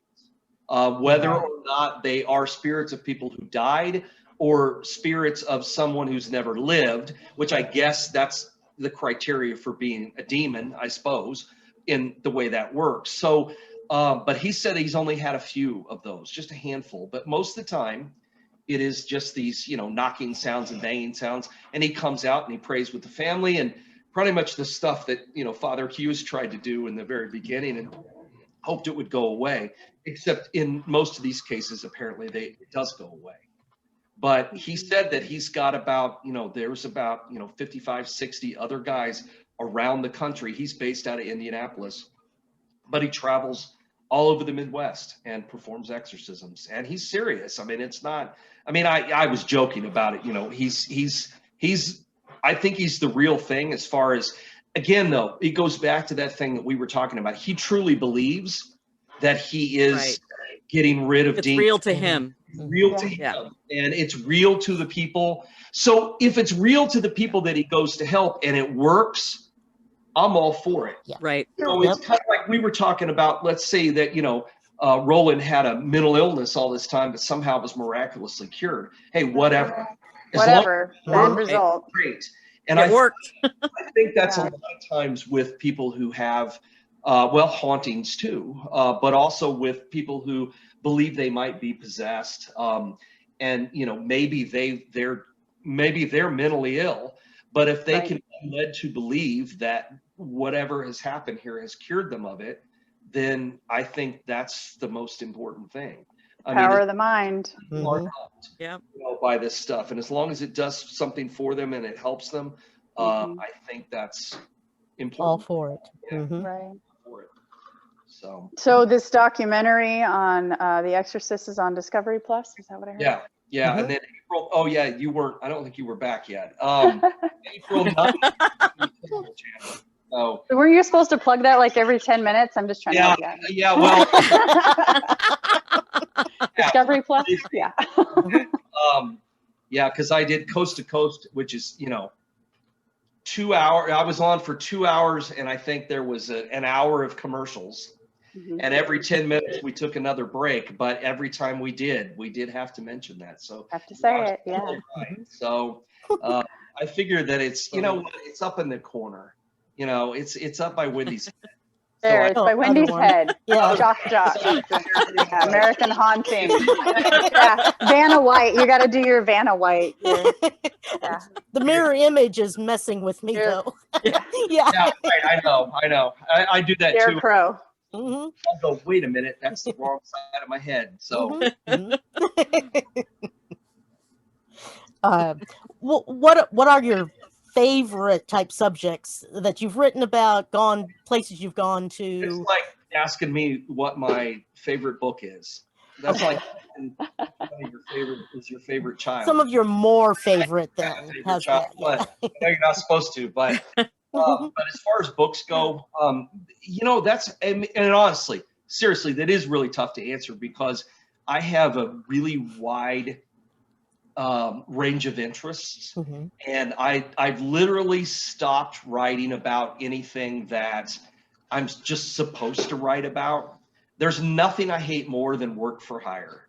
I do it sometimes. We all got to eat, but it is the most boring, uninspiring kind of writing that I have to do, even if it's something that's really cool because I have to do it and I'm given a deadline. It sucks, I just like work. Whatever interests me at the time. I just wrote a book about the Donner Party just because I wanted to. And winter seemed like winter during quarantine seemed like a good time for that. It's a great time to talk about the Donner Party. Yeah. And after I finished the at book, night, all the stuff was being done, the after stuff. Which I have zero interest in. Once it's done, once it's written, I really don't ever want to look at it again unless I'm like talking about it. Sometimes I'll go back and read something. I'll go, oh damn, I wrote this. It's pretty good, because so I wrote that book and I thought, I know what I need to start on next, but you know what I've never written a book about and I've always wanted to write something about? Edgar Allan Poe's death. I've never written a book on that and I really want to. That's cool. So I wrote one. I mean, I just wrote one. So I don't, so I was talking about earlier, I love like historic crime, especially when there's a supernatural element to it. I mean, I've turned that into a whole series of books. I write a lot about spiritualism. I've taken a break from it just because I wrote an entire book about it. And I had a dear friend who passed away a couple of years ago, and she kept telling me, Trey, you got to stop writing about spiritualism. No one cares about seances anymore. And I don't know how many times she told me that. And I said, damn it, Rosemary, I'm writing this book anyway, and maybe read it. Thankfully, people did, but I think I'm gonna push my luck with that one of these days. And people are gonna start thinking about seances and spiritualism at some point, probably. But I just whatever strikes my fancy, that's usually what I end up writing about. And I usually have I've got a huge list of things that I want to get to. So I've had some of those things on that list, literally 20 years. They've been on that list and I still haven't written it because I'm just not ready to write it yet. I mean, one of these days I'll go, oh yeah, you know what? I'm finally going to write that one. And I will eventually. I figure I've got some more time. So, but some of that stuff I've saved for a long time. But I usually have 3 or 4 projects, in the planning stages all at one time. I'm doing research for a book, or I'm reading some stuff about this subject that's gonna be a book later on. And so I'm kind of, just, I'm always got something gestating, before I start writing it. And then I sit down and decide to do it and decide to write it. And so I don't, that's the problem. So you asked me if I have a favorite, and I really don't, because if I'm writing it, it's my favorite at the time. Neat. Okay. I may not think about it again for a long time. And, and then eventually I'll think about it and I'll go, damn, that book's really kind of out of date. I wrote it 15 years ago. It's time for a new edition. So then I will completely recreate and do the whole book different. It'll still be the same topic. Sometimes it doesn't even have the same name anymore, but it's that book. But I just decided that it needed to be different. So I like to remake things sometimes too. So I love remakes. I even like remakes when they're movies. So I like to do remakes. So that's essentially what I do. Yeah, so it's you know, it's a right around that number. But that's, you know, you got to remember, I started, my first book came out in 1994. So, you know, it's been a long time ago. And you know, this is my full-time job. You know, a lot of people do this as a hobby, or they write in the evening or something. And I'm lucky enough to be able to do it all day if I want to. If I don't want to do anything else, I don't have to. So I could spend 8 hours just working on a book if I want. I don't usually, because I'm up wandering around and playing with the cat and going outside and, you know, and everything else. But, you know, I can. And so I get a lot of writing done, and I write pretty fast. So not as fast as I can think, although I've gotten better. There's got to be someday I'm going to have some. I want someone to invent something so I can just think it right, into and the it's on the machine. Word things never. When you speak, that it don't work. That doesn't work. Yeah. Right. It never works right. Because I see messages I send to people sometimes, and it's just a bunch of nonsense, you know. And so I'm thinking, okay, well, I definitely don't want this in a book. So Right. someone needs to invent some kind of psychic writing device or something. I guess we have. Isn't that a Ouija board? Sort of. Is that So or auto writing? already done that, Yeah. automatic writing. Yeah, I guess I need to figure out how to do it then, I guess. Yeah, link up with a psychic medium that There can you go. dictate for you. They can just take your thoughts and write them down on your behalf. Yeah, hey, if that worked, then we'd have all kinds of Done. Yes. For now, I settle for dragon. Does that work? I can talk fast. Does it really work? That Yeah. dragon meditation? Yeah. Does it? Yeah, Is once it you get it accurate? programmed. It is. You just got to Oh, get it gotcha. programmed, and it's got to learn your voice and your commands, and you've got to learn its language. But yeah. Yeah. Huh. Yeah. I don't know. I like typing though. That's the thing. Yeah, I'm a typer. That's But why yeah. I've got to wear a brace on my arm now, because it doesn't work right anymore. So, Yeah. but I do like typing is the thing. So I don't know. Well, this now turned into writer's workshop. So How to publish your first book. yeah. Oh, with this psychic version of it. Yeah. Yes. Yeah. Telepathically publish your first There you Oh, go. yeah. Or I'll just tell people it's out. Send me $10. I'll think about it real hard. There you go. There you go. I'll beam it directly to your head. I'll think it, and then you write it down what I'm thinking. Mhm. You pay me. Yeah. Yeah. You pay me to do it. There we go. I think you're onto something. Yeah. I think so. Got to patent it. Yeah. Yep. Well, right. Better get on that. Quickly. Right, yeah. What did you visit the Donner Party, the past where they Yeah, it's been a while. Mhm. I was living out in Utah for a while, and that was close enough that I had to jet over that way because I had to see it. I mean, it's the story Right. everybody knows. I mean, you know, we've all heard it, and the only thing we know is they ate each other. And there's really a lot more to that story. It's a really great story. It really is. I mean, you're talking about like a high adventure story and a lot of really stupid decisions. And it was like everything you should not do to travel west. We're going to do it. And you don't listen to anybody. You know, one of those. It's just like one of those movies you watch and you just keep going, no, no, no. And right. And they do it anyway.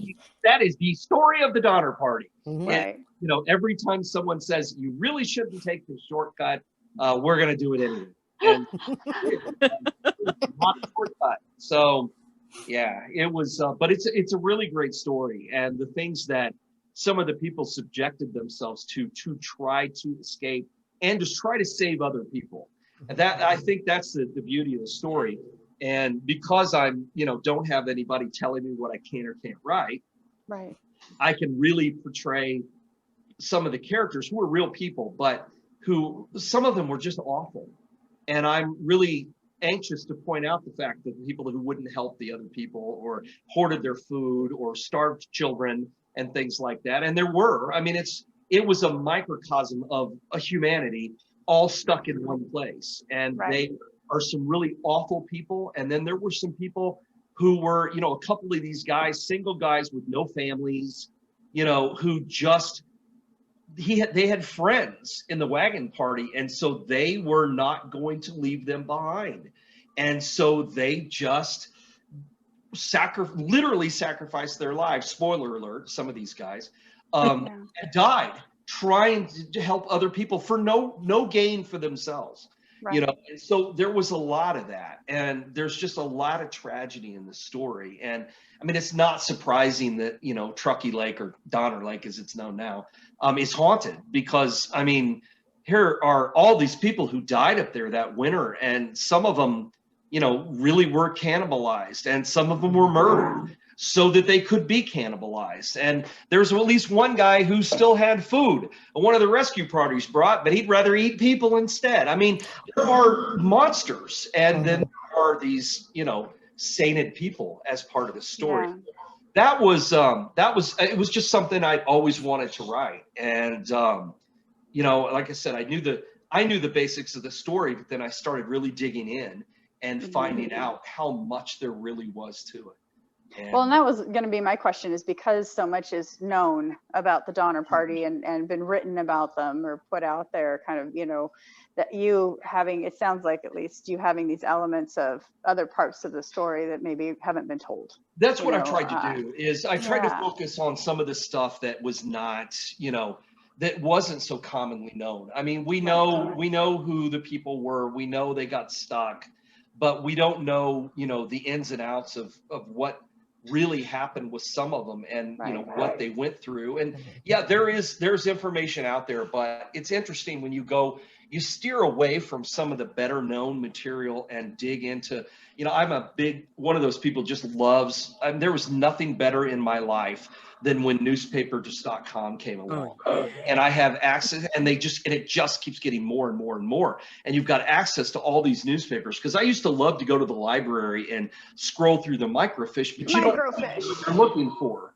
There's no way to, you know, you've got to know stuff to find stuff, because in this you just put it in the search engine and you're like, holy crap, look at all these stories. You know? And, magic. It's interesting to go back to some of the stories of the people who were there. There were quite a few accounts written. Some of the better written ones were like, one of them was like, you know, Virginia Reed was like 12. Her story at least is, she could remember it. But then you get like, you know, the little Donner girl who was 3. Now, come on. All she's done is take stories she'd heard from other people. And while interesting to get that perspective sometimes, it was hard to put like a really big stock in it, because she was 3, you know, so it's not her memories.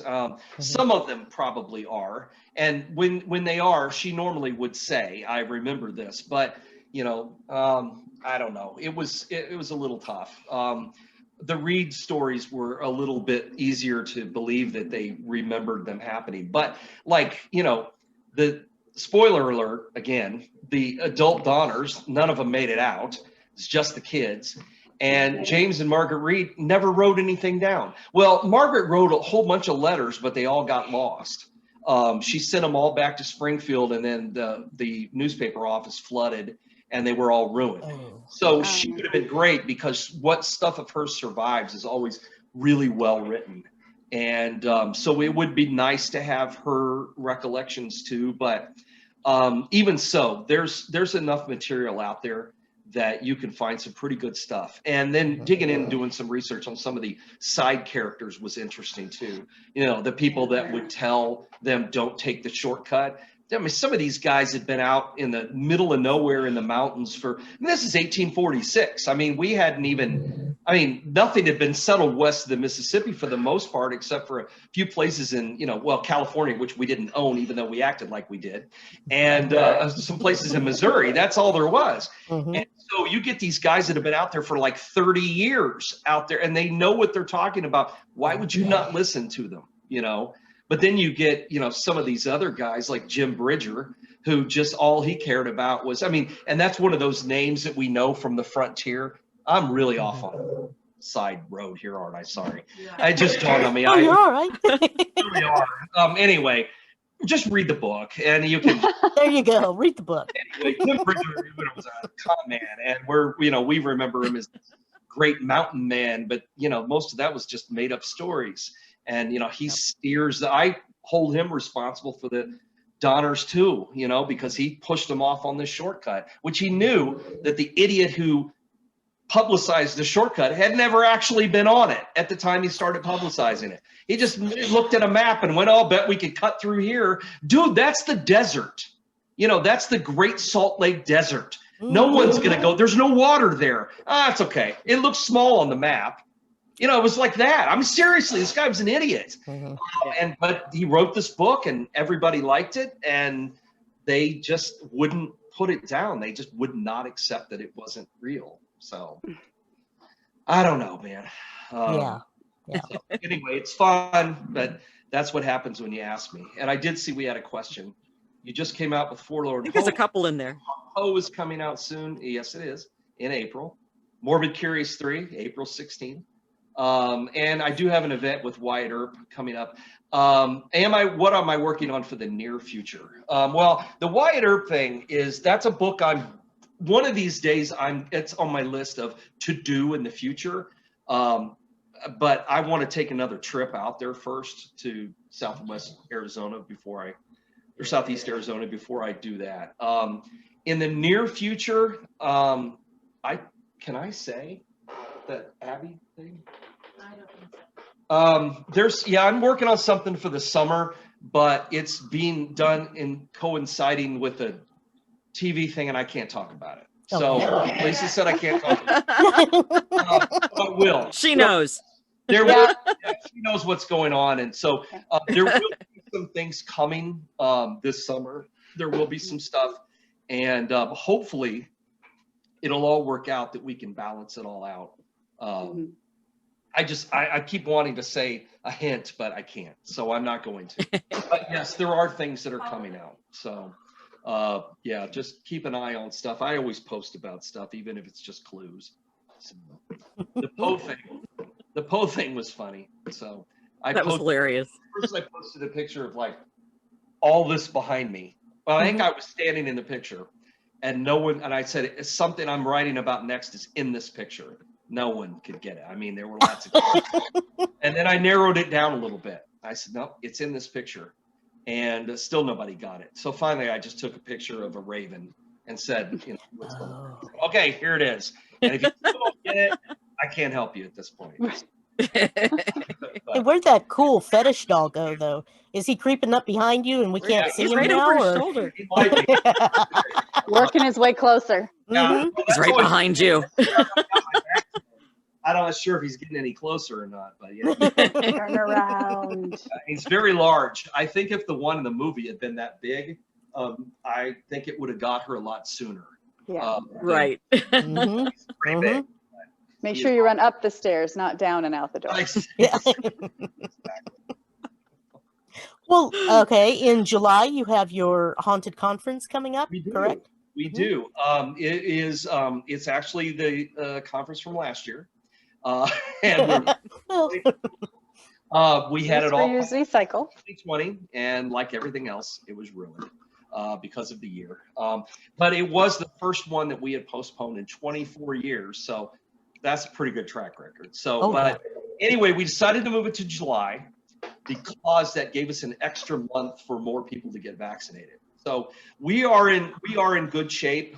They have changed a lot of they have not opened up our state, thank God, but it is the metrics have changed somewhat. And it turns out that when you are doing numbers in Illinois, that the people who are vaccinated don't count.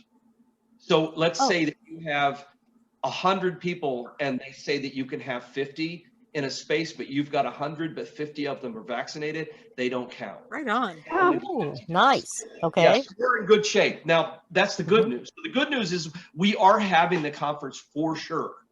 That's the good news. The bad news is that at this point we've got like 20 seats left. That's it.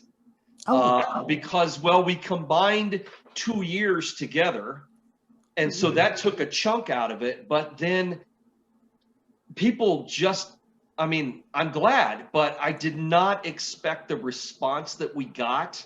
I think people are just anxious to get out and do stuff. Yeah. And people want to do stuff.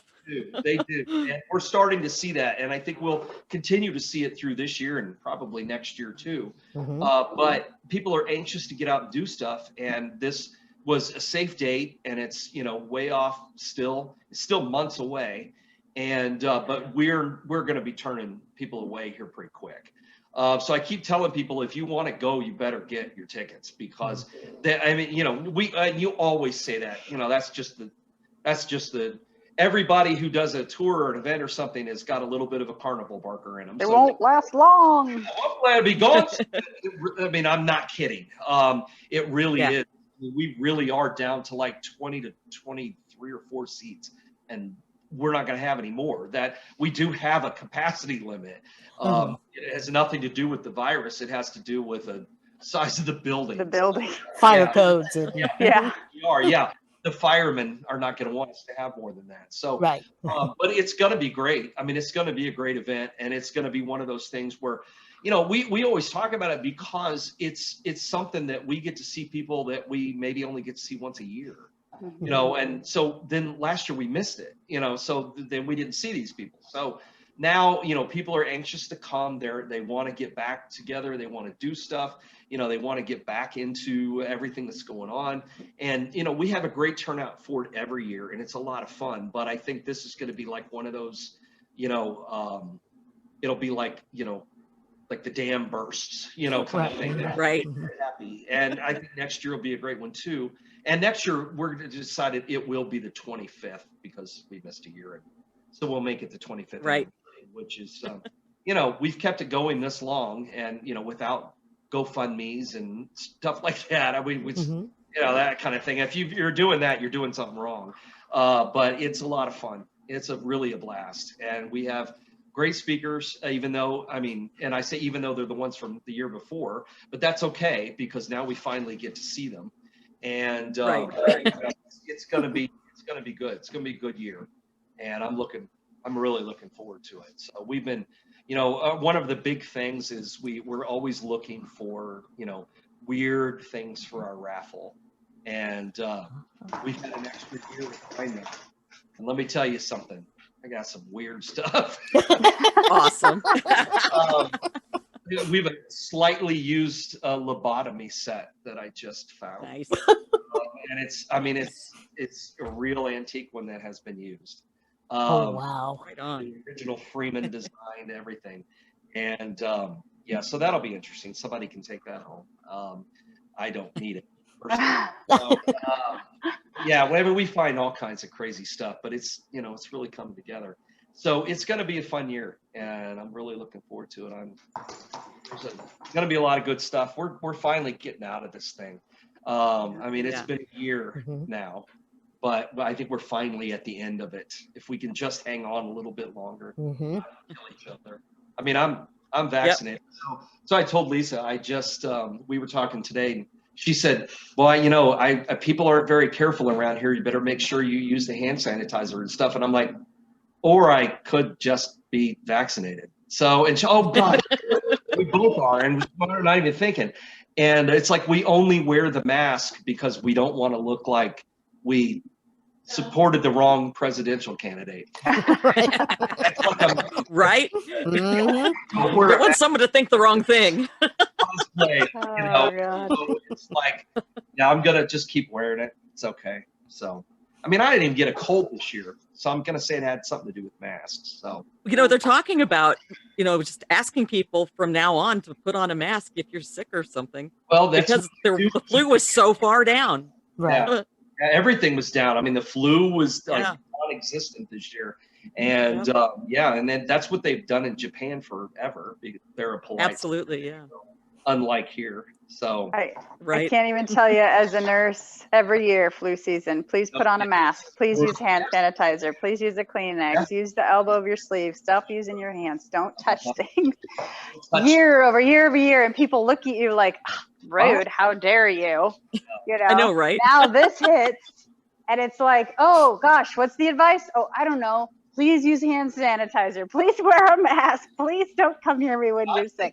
I'm thinking forever I'm going to wear a mask Forever. every Walmart. Yeah, so now maybe There you go. Right. flu season, Here it is. Flu season. Yeah. Wearing a mask at Walmart's a good idea. So it's going to be okay. Mhm. And yeah, gloves. now when And we gloves. say it, Yeah.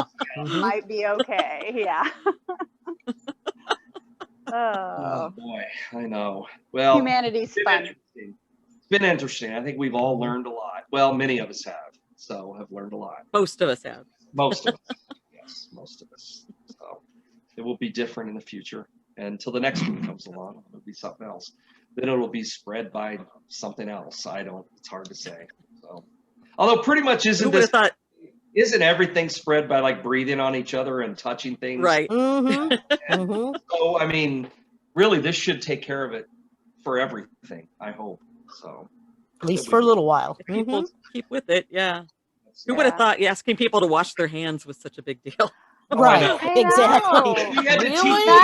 That was my big thing, was like when everybody Who's started not buying washing up all their the hands? right. Yeah. They're buying up all the hand soap and hand sanitizer and toilet paper. I'm like, who's not doing these You basic stop hygiene doing things? these things. Why is Right. this not already happening in your world? What Yeah, that's happens? a good question. And I Ew. asked today, you would think after a year of this, people would understand that the mask goes over your nose. Right. Right? Oh, yeah. You breathe Mhm. through that. Potty Yeah. train kids faster than this, than grown Right. adults Yes. wearing a mask, you know? Mhm. And like Yep. you I saw somebody take their mask down to sneeze. yeah. Yeah. Jeez. It blows my mind. I started laughing. I'm like, I'm sorry. The whole Here's your purpose. sign. Mhm. Oh, wait. Like, you just wasted 2 hours of your life prior to that sneeze wearing that shit on your face. Yep. Oh man, Oh, Oh, goodness. people are funny. Mm-hmm. yeah. Indeed. So, I don't know what any of the rest of the feed looked like. I only saw the questions that you sent, so hopefully we didn't leave anybody out, because I just noticed don't what think time so. it was. It was a I quick- think we've gotten about everybody, at least Yeah, in you the got Facebook everyone. chat. Okay, Yeah, Okay. you got everyone. cool. Okay, cool. So Um, Jennifer Sprague is saying, "What's up?" Does that count? Glad she's listening or watching. But okay, so the Haunted America conference is www.ghostconference.net for our listeners who aren't seeing chat and everything. Right. Yes, it is. And like I said, we really, sincerely, we only have like 20 some spots left. Okay. And it's in Alton, Illinois. So it's right in the middle of the country. It's easy to get to. Big airport right across the river. If you need to do that, if you want to drive, you can't miss it. Everything goes through St. Louis. So that's why they put the big arch there. So Yeah. anyway, Cool. it is, it's a fun event and we're really looking forward to it. So meeting people finally again. Yep. Yeah. Face to I face. know Alton. Oh, sorry. Sorry. Oh, I just said face to face. Oh, yeah, face to face, mask to mask, whatever. Yeah. All right, there it is. It came back. Do you believe that Alton is one of the most haunted towns in little towns in America? I really do. On the other hand, any town can be a very haunted town if someone just bothers to collect all the stories. But Alton does have an inordinate number of them. And it's all, it's all because of its history. I mean, it's a town that's been around in this country, old as 1814. That's when they started it. So when it was founded, that's pretty old for Illinois. And, it's been around for a long time, but being on the river where it is, it's seen a lot of history, the Civil War, all the westward movement, everything came through the area. And so We've had the first prison in the state of Illinois was there. It's been around for a long time, and history has definitely left its mark. And that's where all the ghost stories come from, really, in town. But I honestly do believe that. That's not a thing that we just use as marketing. It's nice. It works, but it is, but it is true. It is accurate. So. Cool. Very cool. Okay. Looks like Ryan's asking, what's the next podcast series going to be on? Well, excuse me. We don't ever release that. So we still got a ways to go in the Hollywood series. So I've still got a lot of stories I haven't covered yet. And I don't, if you're going to ask me when it's going to end, I have absolutely no idea. When you run out of stories. I never know how many episodes the season's going to be. It's just, that's how it works out. I will often take an episode and put it into 2 parts because I don't want to leave anything out of the story. That's what I did on our last episode that was supposed to be 1 episode. I turned it into 2. In fact, I don't think the second one has aired yet. I think it's next week, maybe. I don't know. Or maybe it has. No, it hasn't. Has it? Okay, so there's still one more coming. In this particular so handy to have your brain in the background, isn't it? But yeah, we still got a long way to go on this season. I know what the next season's going to be, but we are not talking about it yet. So actually, even Okie dokie. I don't tell Cody anything. He has no idea what seasons are coming up. He just rolls with it. So he doesn't know what stories, how many there'll be. I don't give him the outline, nothing. So it's more fun that way. Exactly. I don't know about for Makes him. him pay attention. That's true. That's true. Well, it's like our shows. Yeah, no outline really. We're winging it here. Right. We're just hanging out. I get it. Let's see. Bribe you for beer. Bribe you? I will buy. Never mind. I will bribe you. Yeah. Yes, thank you, Jake. Beer won't work. The voice from above. All right, we're about out of time here tonight. Have we covered everything? And I think it's a quick 2 hours, but yeah, it was fun. It really did pass quickly. Yeah. Thank you so much. Well, you wind me up and let me go.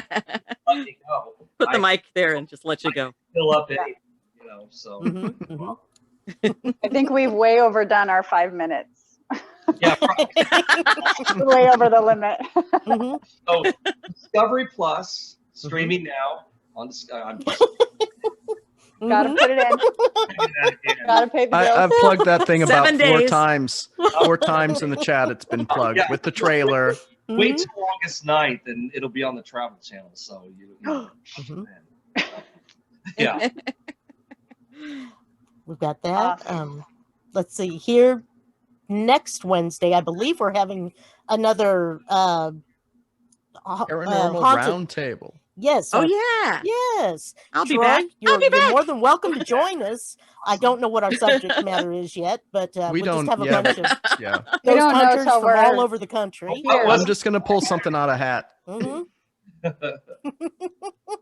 But how would people get a hold of you if they wanted to and you wanted to answer? The easiest way to find us, yeah, right. The easiest way to find us is just the website, which is AmericanHauntings.net, or they can just go to the Facebook page. I know we had it posted up there at the event tonight. We had a lot of people respond to it. So the Troy Taylor Facebook page, we post every single day, usually multiple times every day with different stuff. So yeah, we keep that pretty busy. So people can find that pretty easy. I'm on Twitter, and Twitter is just for fun, I think, more than anything. But Instagram, all that stuff. So I'm on everything. I don't do TikTok. Sorry. I don't even know what I would do or how it works. So that is not happening. But I'm on the other stuff. So it's easy to. So that's what I would recommend. Very good. And you, Becky? How people get a hold of me? yeah, if they wanted to. Ghostagogo.com. There you go. Ta-da. Sonia? Resonancehealing1@gmail.com. Okay. Sonia's got a really cool plan to use horses to help people get over traumas and illnesses and things. Yes. Unless they're afraid of horses. I'm sorry. Exactly. Yeah. Unless that's the trauma. Baby steps, unless that's the trauma, yeah. Baby steps, yeah. We don't put you in the saddle for day one. That's Okay. you're fine. Awesome. Jake? I have this little website called Ghostly Activities that you can go and use contact me, and you'll get a hold of me. Okay. All righty. Eerie voice. I know. Voice in the sky. Faceless voice. Yeah. It's allergies. Oh, who doesn't? Yeah. It's that time of year. Yep. Damn those If you have trees. anything for Mystic Moon, you can check out our website, mysticmooncafe.com, and Gmail, mysticmooncafe@gmail.com. It's pretty easy. And, if you have a legitimate, question or thought, I'll respond. As long as it's And she'll legitimate, forward though. it to me with snark. I'm just saying. No. Yeah. I only do that After every other everyone else time. sees it and snarks it up. Exactly, yeah. We shred it, yeah. All right, guys. Well, I guess this is about it then. And thank you all for joining us tonight. Thank you, Troy, for being our honored guest. And Becky, thank you for co-hosting. Sonia, Yeah, awesome as you're welcome. always. Thanks for having me. Mhm. Jake, thank you for all of your tech wizardy and Chatterificness. yeah, Yes. technomancy. Voice in the skyness. Technomancy. I do gadgets right. And all right, till right. next week. Take care. Thanks for joining us, Troy. Thanks. Take care. Bye. Thank Okay, you. Bye. Here, guys. Bye. Can you see me? Hello? Can you find me? Can you find me? I'm here. Behind you, look. Behind you. I'm behind you. I am